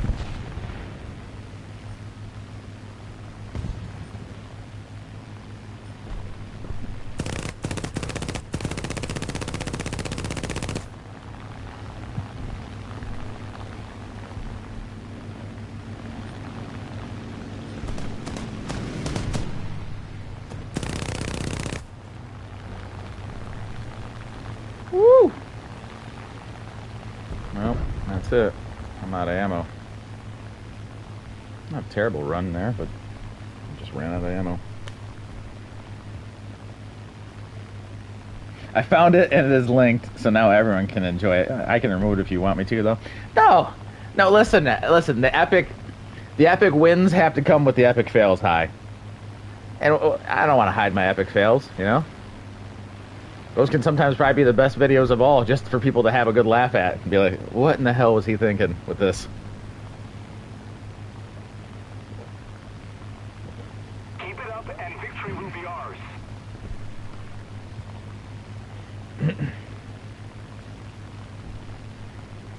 Huh? Uh-oh. D's here, and he's noticed. What's going on, D? How you doing, buddy? How is your Friday doing? Or going, I should say.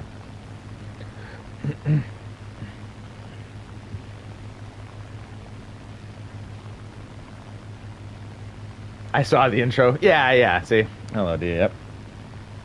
Yeah, we were just discussing it, and Hi said he was gonna go find it. I always knew we had your opinions.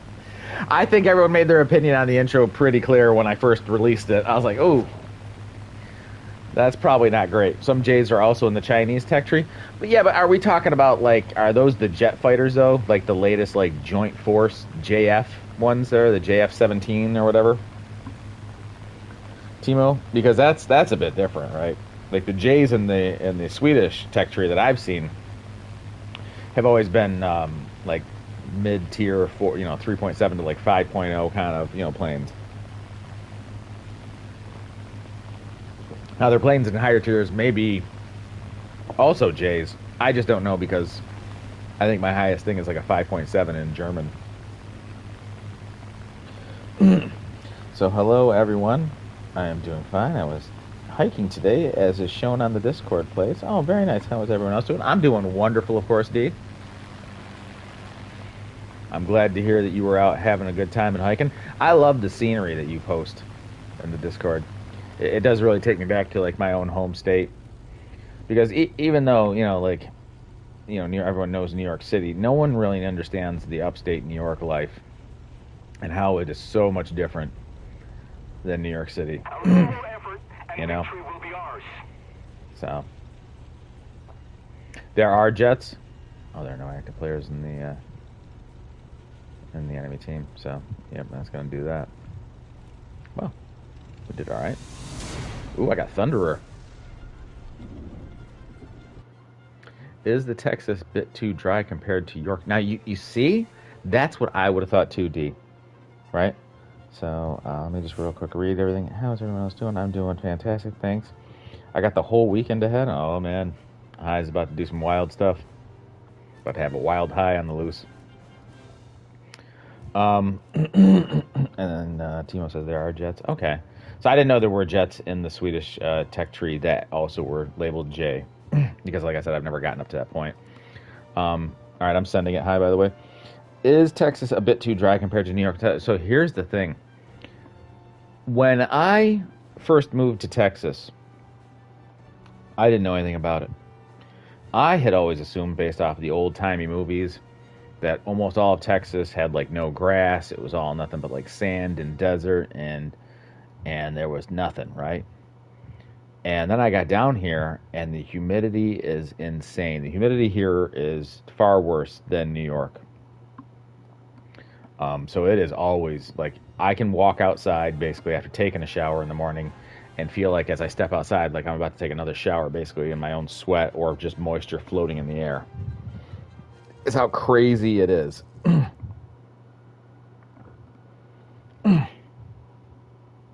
Yeah, so in all actuality, Texas is actually much, much more.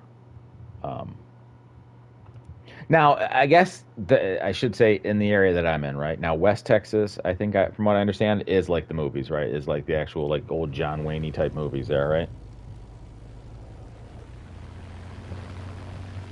But, no, where I'm at, there's plenty of moisture to go around all year round, let alone the hurricanes and all the other stuff, right? Good hide. Don't be hungover on Monday, though, from the tea. Tea hangover. I will probably have around 10 cups tomorrow. Woo! So it should be nice and relaxing. Like from motocross videos, all I know about New York is just a bunch of forests and some hills at times that look really good. Yeah, so upstate New York, is like that. There's a lot of hills, there's a lot of forest. There's actually some mountains up there. There's the Adirondack Mountains. Unbelievably beautiful, gorgeous. I used to go up there all the time. So West Texas is pure Western movie. That's my understanding. I've actually never been out there, D. It's what I've heard third hand, right? So don't quote me on it because I've never been to West Texas. Texas is so large that to travel across it basically takes all day. I want to go on holiday in the USA and probably go to some national. Go to some national parks, but in-flight costs are insane. But the flight costs are insane. What is it like now? Just a back and forth trip to, let's say, New York, because that'd probably be your closest, right? Like, I wonder what a round trip ticket would cost to go from New York to. I mean, you could even say Ireland, is just to see, because that's the closest, right? Ireland is closer than England. Although, I mean, I suppose if you land in Ireland and you're from England, or if you're from the main island in England there, you probably still have to take another plane unless there's some kind of a tunnel that takes you there, but I don't know. Or a bridge. I doubt it, though. Is there a bridge between England and Ireland, or a tunnel, or do you have to fly in order to go from one island to the other? This is a T-18B. Now, I want to say that's a bomber.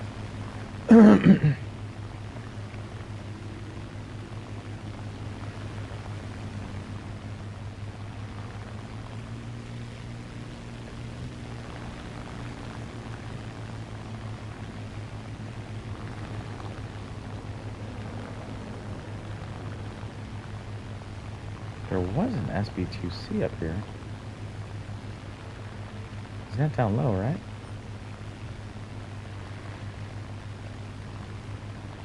Oh no, he went that route.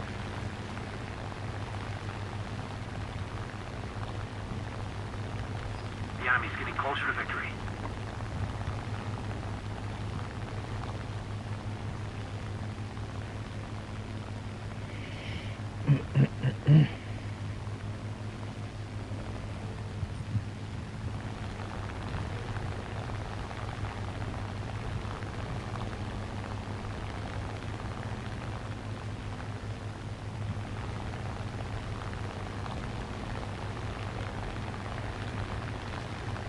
Oh, it's only 680 euros? Oh, pounds, right? Is it pounds? Sorry. I forget that y'all did the whole Brexit thing to not have to deal with their currencies. That's my bad. I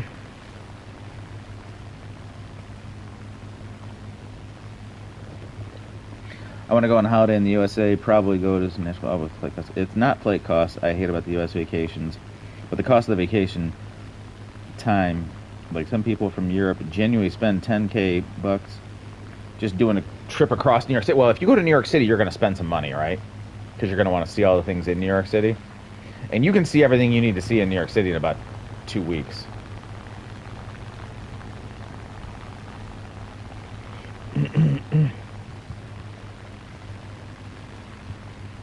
We have always had whatever that sign is.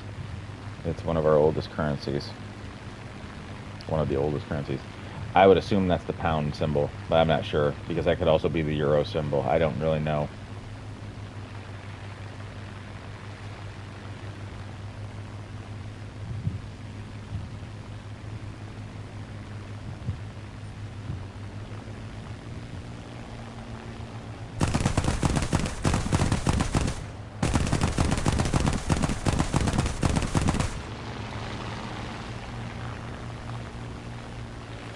I feel insulted. I don't feel insulted. I'm an American. We don't know. It is pound, Timo. Oh, I guess it must be the pound. That's all they use. All they see is fucking buildings like, duh. Oh, it's only 680 pounds. So you have to take a boat or plane. So you do have to actually take a mode of transportation outside of, like, you couldn't just drive around in your car to go to that. Ooh, extreme overload, negative something G's here. Negative numbers of G's. I'm trying to, like, dive on anybody who will let me. Come on, playboy. Let your boy get in here.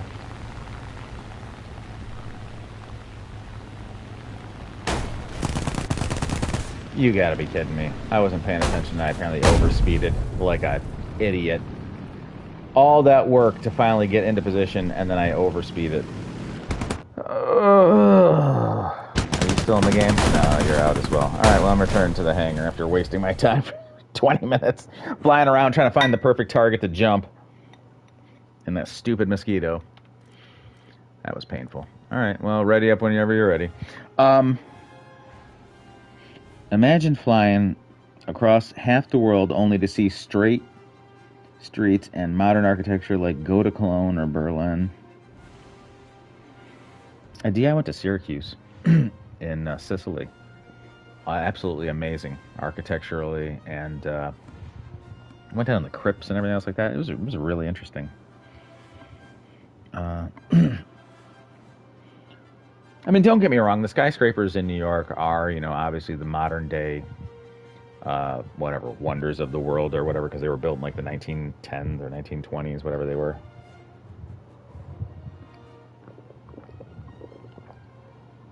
So, and to have an entire city basically stacked on top of one another, basically, is an interesting to do.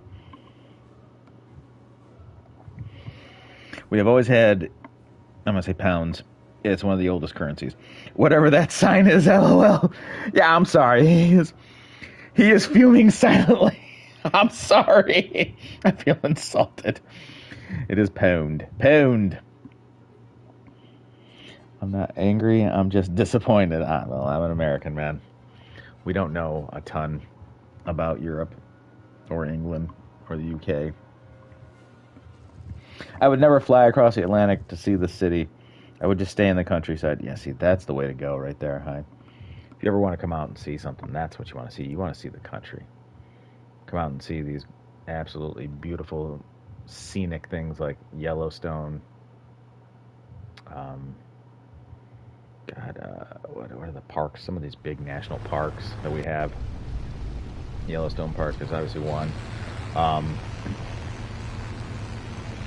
Berlin is ugly because of aliens, not because of architecture.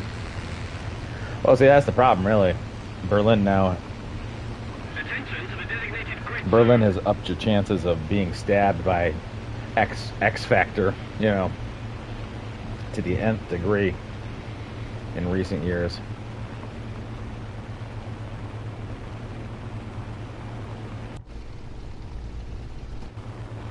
Although, don't get me wrong, that's, insert a European city at this point, right? You were calling skyscrapers the wonders of the world. Well, so, I mean, they're the wonders of the modern world, right? At the time when they were built, I would say they were wonders at that point, right?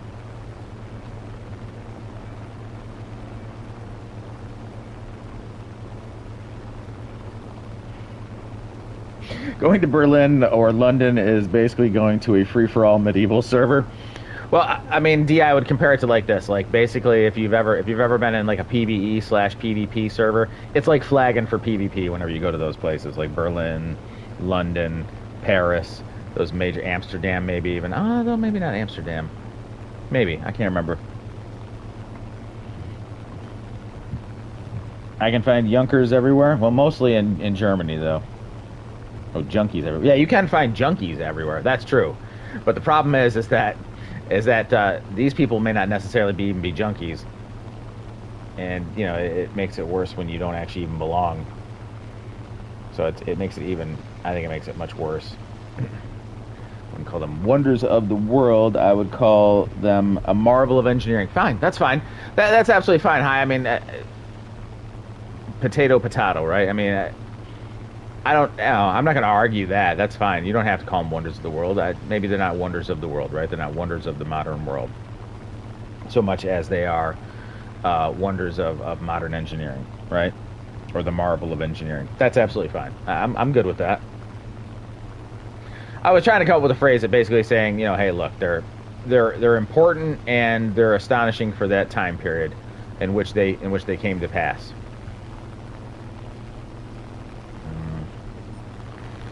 We're ahead of the enemy.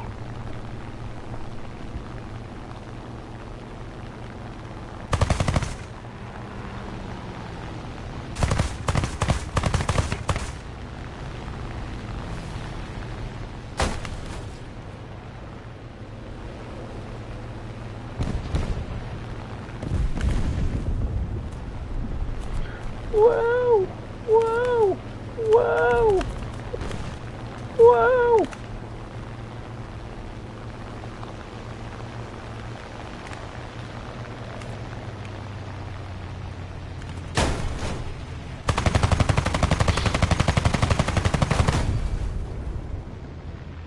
Wow, that's done.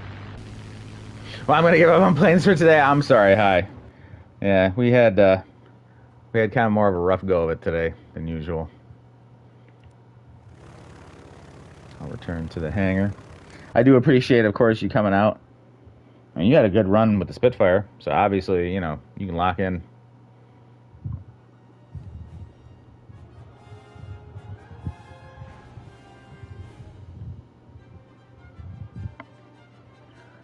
I wouldn't call them wonders.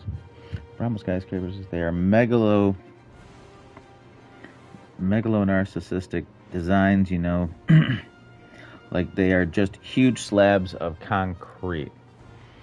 And that's fair. That's fair. I mean, you can call that. I mean, let's be fair, right? Like, I would say that like the pyramids were megalo-narcissistic buildings of their time, right? You know what I mean? Like, you could say the same thing about the pyramids, maybe even the sphinxes and stuff like that. Maybe not the sphinxes. I'm not sure what the sphinxes were actually for, but the pyramids were to basically transport one man, so he could be in the afterlife, and then throw a whole bunch of living people in the pyramids. Yes, I don't like the pyramids. Yeah, and that's what I'm saying. And I don't disagree with you that you could call them megalo-narcissistic designs, but I think that the pyramids and a lot of other things that we consider, wonders of this world would also fall into line with that, like all the different designs in like South America, like the whatever you want to call those, like somewhat pyramids, or I'm not really sure what they actually call them. They don't call them pyramids. Well, maybe they are pyramids in South America, with the Aztecs and some of the other cultures that built them. And I don't quote me on the Aztecs; they may not have built them, but with the South American countries, or not countries, the South American societies that built those, it was also the same overall concept, right? Like, that was basically the idea. Well, I'm going to give up on plans for today. Well, I appreciate you joining me out here. Hi, anyways. I get it, man. Some days are better than others. Oh, those sacrificial Aztec stuff. Yeah, I mean, yeah. I think that's hella narcissistic as well. You know what I'm saying? Like, believing that you can just sacrifice one person and be like, well, there you go. Or sacrifice a whole bunch of people, so you can get rain or whatever, because you're nuts. They take drugs everywhere they want. Yeah, and see, that's another thing too, Timo. Like, in a lot of those countries, I think it's in Berlin especially, like, someone just did a video, I think, on Berlin, in which they were walking around and the junkies were just everywhere. And even though there were certain areas that, it wasn't even legal in, they're not even enforcing the laws of the people there. So, like, basically, he was videotaping and showing people just openly doing drugs in the street, and then they would get confrontational with the guy because he's filming them, because they're doing drugs, because they're nuts. Openly, right? Timo, as someone who goes to look into ghettos quite often, yes, junkies are everywhere, but junkies aren't really doing too much to harm others, as rather they harm themselves.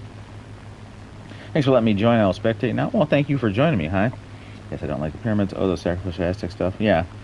Still didn't understand the Stonehenge is a tourist attraction.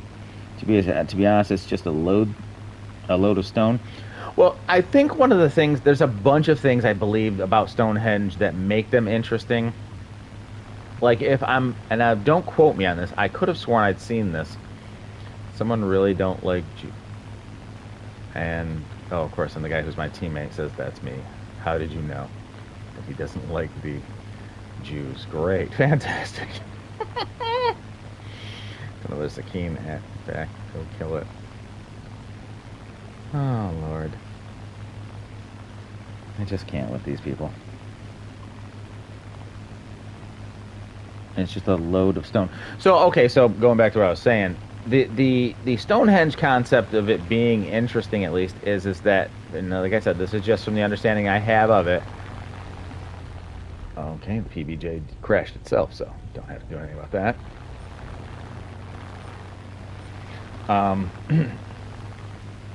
But like basically, the Stonehenge thing was that basically Stonehenge had a bunch of stones that weren't even from the area, right? And were super heavy. Like these one-piece stones were super heavy, and it would be incredibly difficult to stand upright like that and to get into place, right? So I think that's the marvel behind Stonehenge, is the fact that stones aren't actually from that area, and that how would you get them to that area, right? You'd have to float them, or you'd have to somehow get them on a boat of some sort, right? To get them to the area that they're at. Then you'd have to drag them to wherever they are inland, and then to stand them up, obviously, would be a whole other aspect of it, right? And so, I don't even want to know how that whole ass stuff started. I'm gonna look at the big nose people.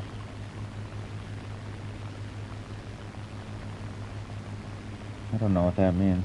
The big nose people.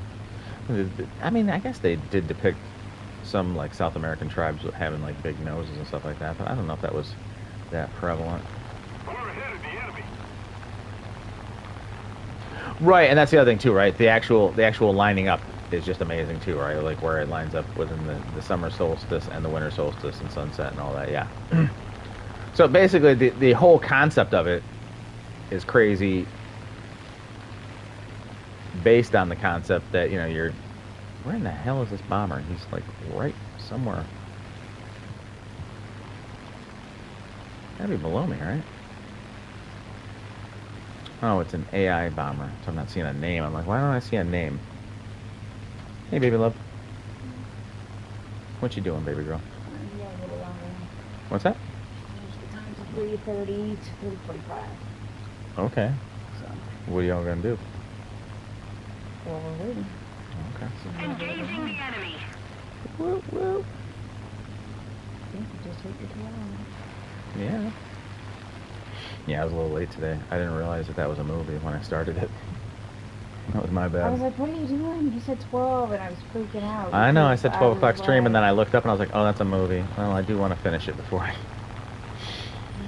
oh, no. 'Cause I hate told him watching, that like, I had to take her at a certain time. half a movie and then coming back to it.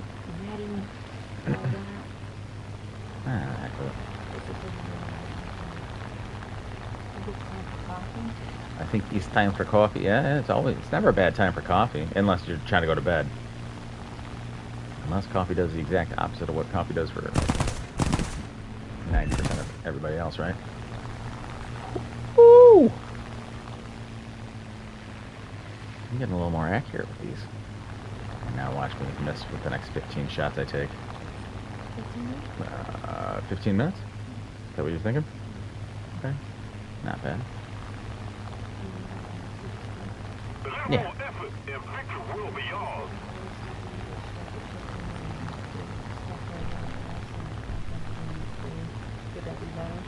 If you did what? Please don't break, you son of a bitch. Oh, no, it's not your fault. That was completely on me. No, you're fine. I even cut the engine thinking I was going to absolutely... God almighty. This is how it goes with me. I don't know how I do it, but I managed to screw things up like that. That was a nice setup, too. Right behind him, coming in high. Oh, well. Anyways, I am so sorry. People are probably amazed about the rock being placed next to another rock. Wait, guys, that's me. I am him. Floating rocks is apparently ancient techniques of transport. Well, I mean, it's amazing with the weight, right? Mosquito engineering. Well, it did well enough to go a certain speed. It just didn't do well enough to hold up at a higher speed than what it was screaming at me about. Floating rocks is apparently ancient techniques of transport. Yeah, I'm not really sure. I mean, I don't know how they got the rocks there. You know what I'm saying? And people don't seem to know. Whatever you want to call them, historians don't really know how they got the rocks there, right? From wherever they came from. So that's kind of interesting, I guess. Structure also lines up with the solstices. I think it's time for the coffee. It's never a bad time for coffee. That's the question, if it was intentional, and what knowledge of time people had back then. As high as expert on British history here. And then mosquito engineering. Yeah, I don't know. Mosquito is a mystery to me.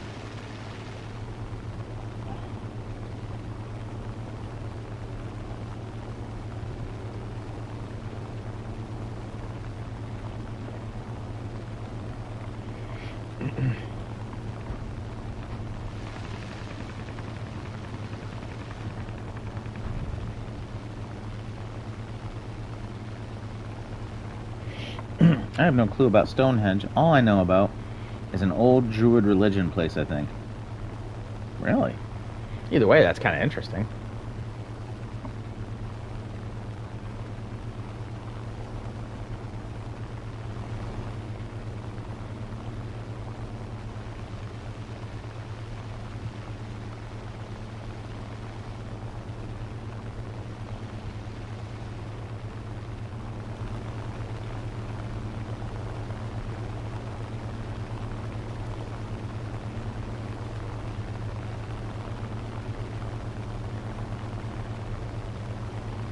Look at those step mountains. We're in the Machu Picchu. I guess we're in the Laizhou Bay. Is that like Vietnam? I don't even know.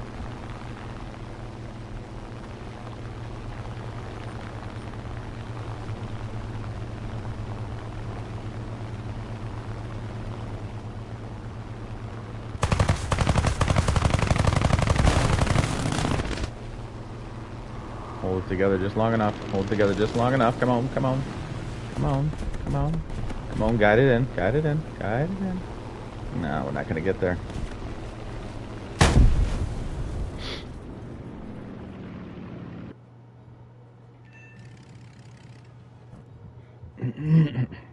Well, very nice. Then return to the hangout. Last question was time for mosquito engineering. I have no clue about Stonehenge. Well, the bothering part about structures like that is that our history is disappearing and being rewritten. Maybe they had technology to transport it, but knowledge gone. Right? Well, I mean, that's fair. No, don't do that. Please don't jump into it yet, because I'm trying to still knock out this mosquito. And this mosquito is a nightmare.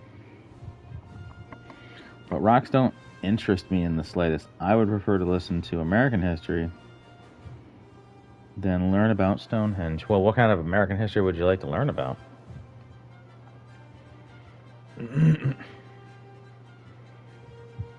There's a YouTube channel out there, YouTube channel called Unworthy History, that deals in American history. Hi, and it's mostly the West and the American and Indian, kind of like our American and Native American disagreements and interactions and stuff like that. It's interesting to listen to it. Is there any good Civil War history? Oh, yes. Oh, my God, yes. There's tons of good Civil War history. There are so many battles. The Battle of the Peninsula. The Battle of Bull Run is kind of meh. But the Battle of the Peninsula is interesting because the South fools McClellan into believing that there are thousands more troops than there actually were in the trenches at that time when he lands on the peninsula. And even though they were terribly outnumbered at the time, they stopped McClellan, who's a Northern general, from attacking. Even though he had, I don't know if it was Magruder, it might have been Magruder, outnumbered something like 5-1 or 6-1 at the time when he landed. He stops him from attacking by basically showing his men like marching back and forth and moving them all around, and then having them hide in trenches and move to another area and then appear there. You know what I'm saying? And constantly doing this, so as to seem as though those aren't the same men, but different men in a different area. You see what I'm saying? And then the Battle of the Peninsula itself is actually really good.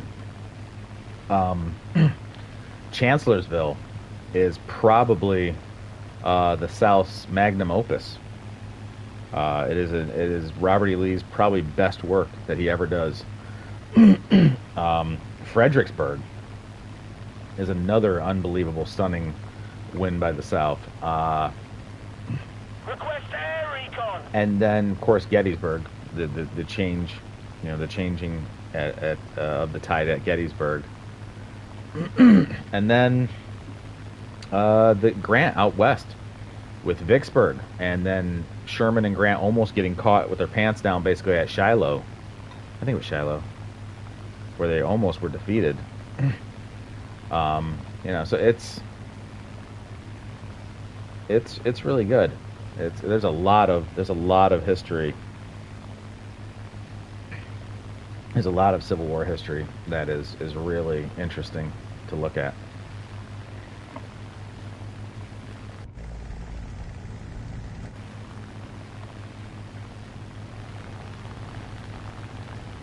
So,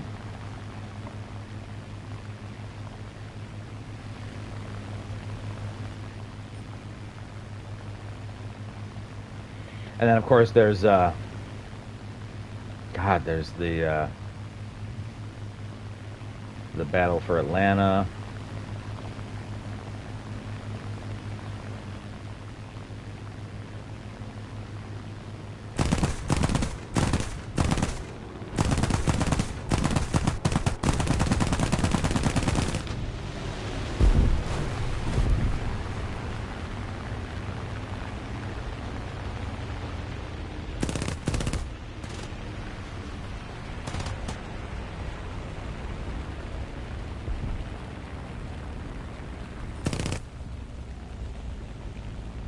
Cannons already froze, so I guess as good a time as any to go back. Get some new cannon rounds. God, what else? The Battle of the Wilderness, Cold Harbor, where Lee gets one last bit of revenge on Grant one more time.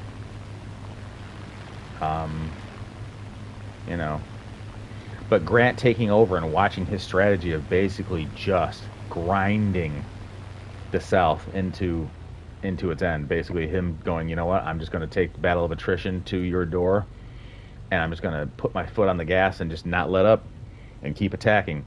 And then when Lee would find a strong defensive position, he would try to flank him, and then Lee would pull back and try to find another defensive position, and then Grant would flank him again, and then attack and flank and attack, and just keep wearing his numbers down. So there's a lot of good Civil War history. We actually went to go see, I hate you, he says. That's not good. We actually went to Gettysburg, me and the wife did, a few years back. I actually shouldn't say a few years, a number of years back.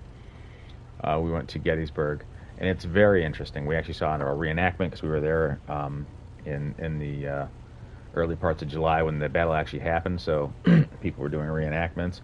We went to see all the graves, all the different battle sites and everything else like that. And while we were in the area, we also went down and saw Antietam. Antietam is another good battle site.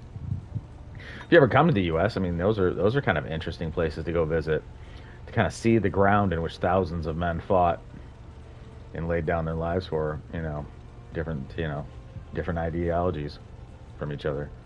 It's interesting for sure. I don't know if this is just gonna rip my wings off or rip my flaps off and my landing gear off. We're gonna see about this. Maybe not. But yeah, there's lots of interesting stuff. I tell you by whom it was burned. I don't know. Oh, hang on now.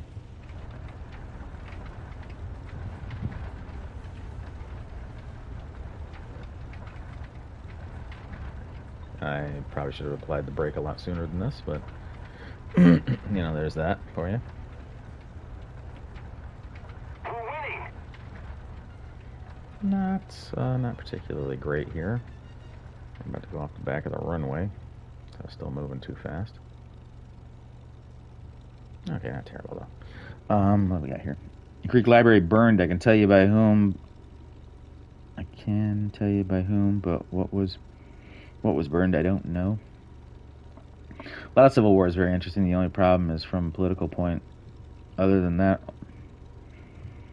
wholly, that was an event I would not want to be in. We know what Germans burned as books, and one would only call it as a good job. Like, yes, the knowledge lost in those books, like sex operations, is somewhat scarce, but the study of genetics and psychiatry to cure those problems is more important than that. I remember reading something about Gettysburg, but I don't remember anything now. Well, so basically how it was that... Well, I can get into that in a minute here. I wonder what the USA would have looked like if the South had won. Well, if the South had won, we'd be separated states. The South was never going to conquer the North. That was not probably feasible. But they could have won their independence and remained a separate state in which they would have had slaves and the North would not have, right? So you would have had a freed North and a slave state South, right? How long was it from the Revolution to the Civil War?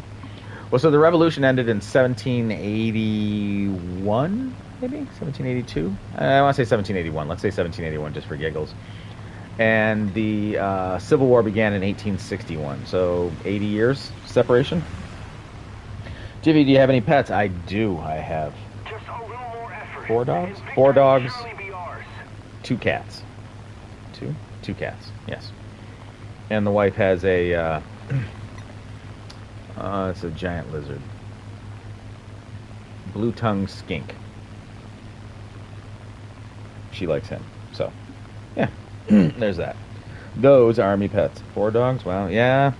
2 German shepherds, 1 giant German schnauzer, and 1 Australian shepherd. Wife has a dragon. Yes, she does. She does. But not a bearded dragon. No, she doesn't have the bearded dragon. And then she has the blue-tongued skink. But I mean, if you were to get into Gettysburg, basically Robert E. Lee was trying to invade the North to draw pressure off of the South, try to get Washington to, and also trying to win victories, to win over support from England and from France, you know, and other countries that they were talking to. And so Robert E. Lee sent out his cavalry to basically be kind of a scouting force, but Jeb Stuart, who led the cavalry, actually went on raids instead, raiding the supply line of the North, and kind of left Lee blind. So Lee kind of stumbles into Gettysburg, which was basically they were headed on their way to Gettysburg anyways for shoes, I believe it was, because there was a shoe factory there, or a warehouse for shoes, something like that. So he could resupply his own soldiers with shoes, and then he ends up slamming into Meade, who's leading the Union Army into Gettysburg. And even though Lee had asked that there not be a general engagement, like if you had anybody, basically if you ran into anybody, he asked that, hey, look, if you run into anybody on the northern side, basically do what's called like break contact, right? You know, obviously fire at them, hold a line, and then slowly kind of pull back and disengage. It ends up not happening.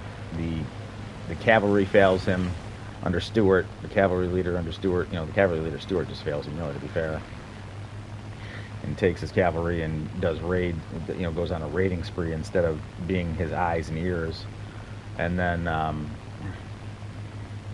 think it's Ewell who runs into Meade's first group, actually engages and stays locked in combat, which then of course forces the hand of all the other units around you, right? Because you can't abandon one unit to be completely annihilated. So once one unit stands and fights, then the other units have to form up around it to support it, and that's where you get that. Now, Big Round Top and Little Round Top were the keys, and on that first day, Lee said to, I want to say Ewell again, go ahead and take, I think it was Little Round Top, if practicable. Now, what Lee meant by that was go take Little Round Top. What Ewell took that as is that if the troops weren't exhausted, go take it. And Ewell did not go and take Little Round Top, and that became the major, like a major problem, because once he didn't take it on that first day, he was never able to again seize control of the heights, which would have allowed him to set up his own defensive position and allow the Union to break out against his lines, as opposed to the way it worked out, which was him on the offensive trying to break the Union lines.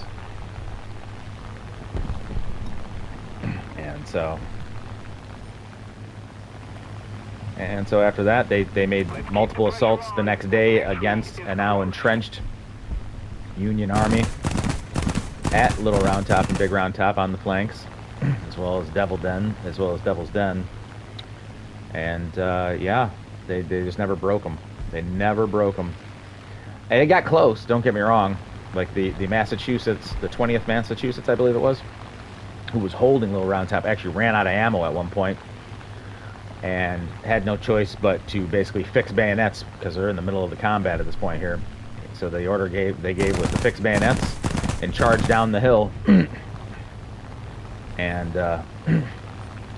that loosened up the Confederate attack and put them in such a shocked way that they were unable to recover from it, and ended up, a lot of men surrendered there because of it. Now, of course, they did have, the South did have certain victories, mostly against Sickles, who was an incompetent buffoon of a commander, who pushed off of the high ground down to the peach orchards and set up his own, basically made a bulge in the line. And as soon as the South realized that, they took advantage of that and crushed Sickles. But anyways, I mean, and then of course, after he couldn't take the flanks, right, because he tried to flank and take the flanks, once he couldn't do that, Lee thought that he had basically, from the pressure he put on the outsides, basically on the flanks, and had drawn men away from the center by, Meade having to reinforce them, Lee believed at that point there that the center would be the weakest point, and that one final push against the center would break the Union line, and that he would be able to completely overrun the center. And if you overrun the center, of course, of anyone's line, the battle is lost. But Meade, having seen this over the past 2 days where, Lee had pressured the flanks, knew that what that meant was that finally, on that third and fourth day, basically, the pressure was going to start mounting in the center. And so he had moved troops back into the center. And so when Pickett's charge happened against the center by the Confederates, the Union had moved many of the troops back, plus set up reinforcements and everything else. Lee had sent Stuart around the back of the Union line at Gettysburg to try to attack the Union line at Gettysburg when he sent in Pickett's charge. So basically, at the same time as Pickett's charge was happening at the center of the Union line, Stuart's cavalry was sent around the back to hit from both sides of the Union line. But a young Custer was there with his Michigan Wolverines, as they were known. And even though he did not have as many men as Stuart, he fought Stuart off to a standstill for long enough for the reinforcements of the Union cavalry to get there to stop the attack from actually getting into the back end of the Union lines. So Gettysburg is always an interesting battle. I could talk about Gettysburg all day. Anyways, sorry, I went on a diatribe there. I'm sorry, I went off on a tangent is what I meant to say. Because dragon, now I just call all lizards and swamp puppies crocodiles, dragons for fun. Oh, well, that's fair. I mean, technically, right, they're all like little dragon monsters from like the prehistoric era, right? And they ain't small dogs either. They must take up a load of space. Well, that is fair. I mean, they do take up a lot of space. They are not small dogs. They're not small puppies. Even the crates that we have for the pups to sleep in at night, at least for the ones that do sleep in crates, are large crates.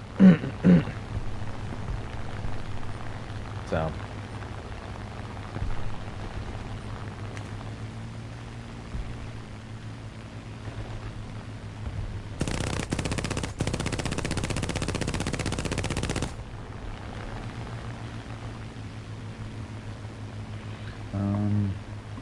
It's interesting that Civil War and World War One were kind of similar in a general strategy.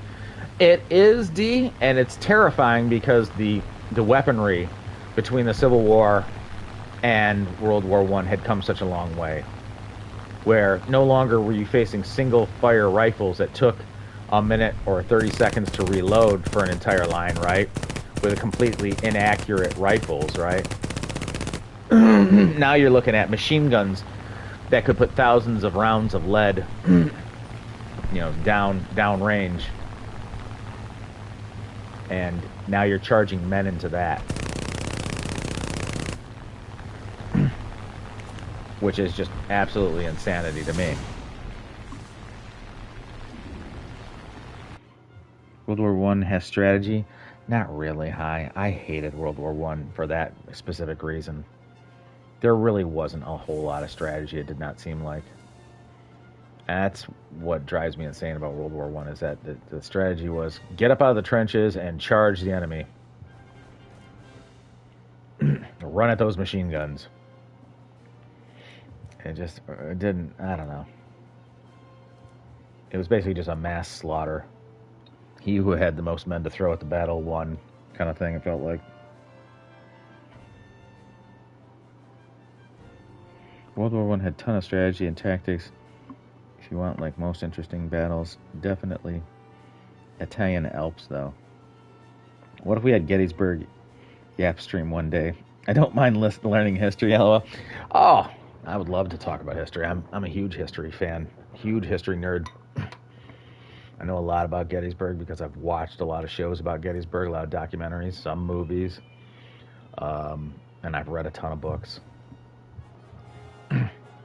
Lee came into that battle believing that his army was invincible. After the battles of Chancellorsville and Fredericksburg, he believed that the Army of Northern Virginia was the end-all be-all. There was nothing that could defeat it. And at Gettysburg, he was proven wrong. Sadly for him. We should have a Jeffy history talk. History app is amazing. The English Civil War is interesting as well. You know how I wish I knew more about the history of the English Civil War. I wish I knew more about the French Revolution. These are all very interesting things to me.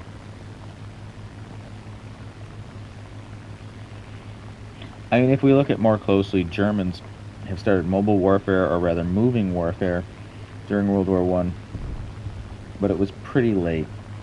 And basically armored warfare, machine guns, and submachine guns. They all changed war so much. Yeah, and that was the problem, D, was that the tactics and strategies that the generals had were not updated or changed from an 1800s mindset, and were now being used in 1917, you know what I'm saying, against modern weaponry, or at least, modern weaponry for that time, which was completely different from what it was in 1860 or 1850.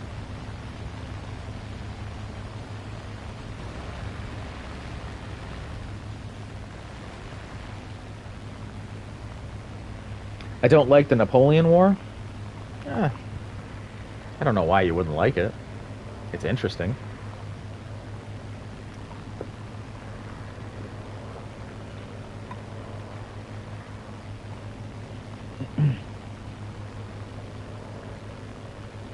If you want a history channel, I would recommend The Rest is History channels, especially the series on Nelson. Is Nelson, I can never remember this. Was Nelson the naval admiral, or was he the one who was taking on Napoleon on the ground? I can never remember.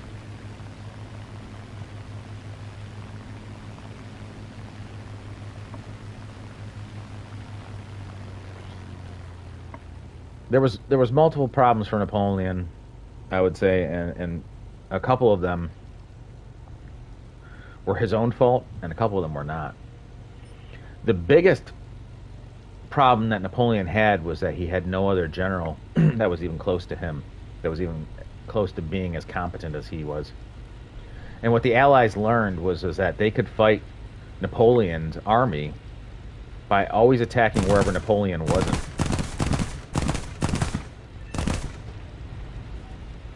So you attacked where his marshals were.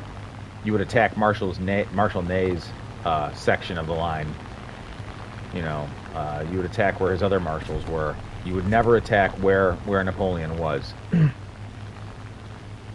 I forget, it may have actually been the English who came up with that strategy. It was a genius strategy. You never attacked where Napoleon was. You never really allowed him to be in the battle, was what it was. It was taking him out of the battle specifically. That was the whole strategy of that concept, was to take Napoleon's ability to lead troops out of the battle. It was genius, to be fair. Yes, baby love. Is it time? Yeah. Okay. Well, then I'll finish up with this mission, and I'll run out. Whoa, whoa, whoa, whoa, whoa! Watch out for that tree. Woo! That was close, boys. Taking chances here, getting dirty, doing things that were unnecessary, like that roll. Hmm?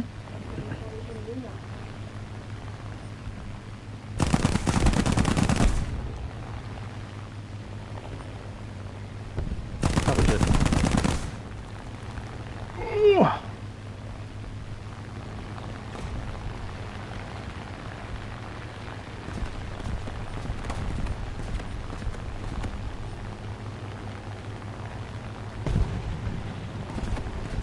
They're coming for me. It's over.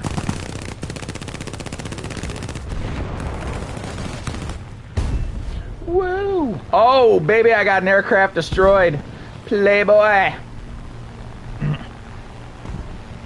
Just turn in like this. Yep. Not allowing you to get the better of me. Friend.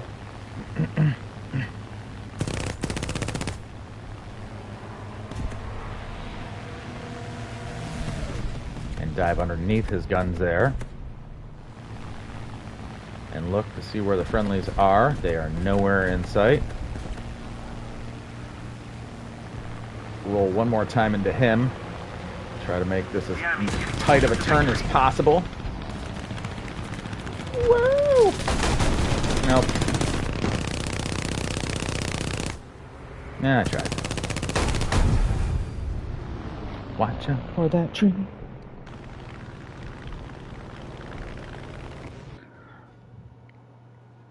Nice girls, there's enough of me for everyone. What the hell is happening? That's funny. Anyways, the chats in these things are always interesting. I don't like the Napoleon War. If you want in a history channel, I would recommend The Rest is History channel, especially the series on Nelson. I want to say Nelson is maybe the admiral. Napoleon War is interesting. And the Germans during Barbarossa took the same route, probably the best route to fight in Russia. But it so happens if you stretch your forces far out of supplies, you won't have supplies. Now, I mean, I get that, D. I think also, if I remember correctly, Barbarossa kicked off like a couple months late because of the fact that the Italians invaded Greece, which also swallowed up about 250,000 men from Germany, because then they had to be posted there to hold Greece. That's 250,000 men that you don't have for Barbarossa, which is 250,000 men that you didn't have to try possibly break through and save the German Sixth Army in Paulus at Stalingrad. And then also on top of that, when you don't actually prepare for a winter, and then you also start making changes to the plan and diverting forces away from what you thought was what you were going to make the main push about, it just goes on and on and on. I mean, the list of issues there with how the Germans did it. It mirrors Napoleon's problems of supply and cold weather gear, and then also demands a look back at the horrific allies that they had, the Italians in specific, but not just the Italians. When the Russians actually did mount an attack, they attacked the weakest groups, which were the Italians within the German lines, as well as the as well as the Romanian units. They attacked in those weak spots. It was basically a complete use of almost Napoleonic tactics. You attack where Napoleon isn't. You attack where the Germans aren't. You attack where the Romanians are. You attack where the Italians are. You attack where the weakest units are in the line. And Russia figured that out and did it as well. Nelson was the naval. Wellington was the army. Yeah, Wellington also was an amazing commander. So, because they don't secure any supply. There wasn't anything to secure. Russia was in time. Oh, a whole lot more. People were starving. Economy was dead. That was communism before and during. Well, that's to be fair, D. When you say there were people starving and the economy was dead, that's just communism in general. That's not before, during, or after World War II. That's just all time. Communism just sucks. And for some reason, people get all like rosy-eyed, tinted glasses for it every time it comes up. Like, oh, socialism and communism is good. No, it's terrible. It's a terrible idea, implemented by terrible people who always believe that they'll be the revolutionaries, never realizing that they'll be the people first to the guillotine. And that was the way the French Revolution worked out too, right? Many of the people who thought they'd be in power were the first ones to the guillotine. So, sadly enough, anyways. But, yeah, man, I could sit here and talk about this all day, but unfortunately the wife and daughter are about to take off and leave to go take care of some stuff. So I also need to get off and go take care of some stuff. But, so that is going to do it for this episode of War Thunder with Jiffy. As always, I'm Jiffy. This is Jiffy's Gaming. If you like what I do, throw me a like, a subscribe, come say hey in the chat, come play a few rounds with us. And I will catch y'all on the next one. Bye-bye for now.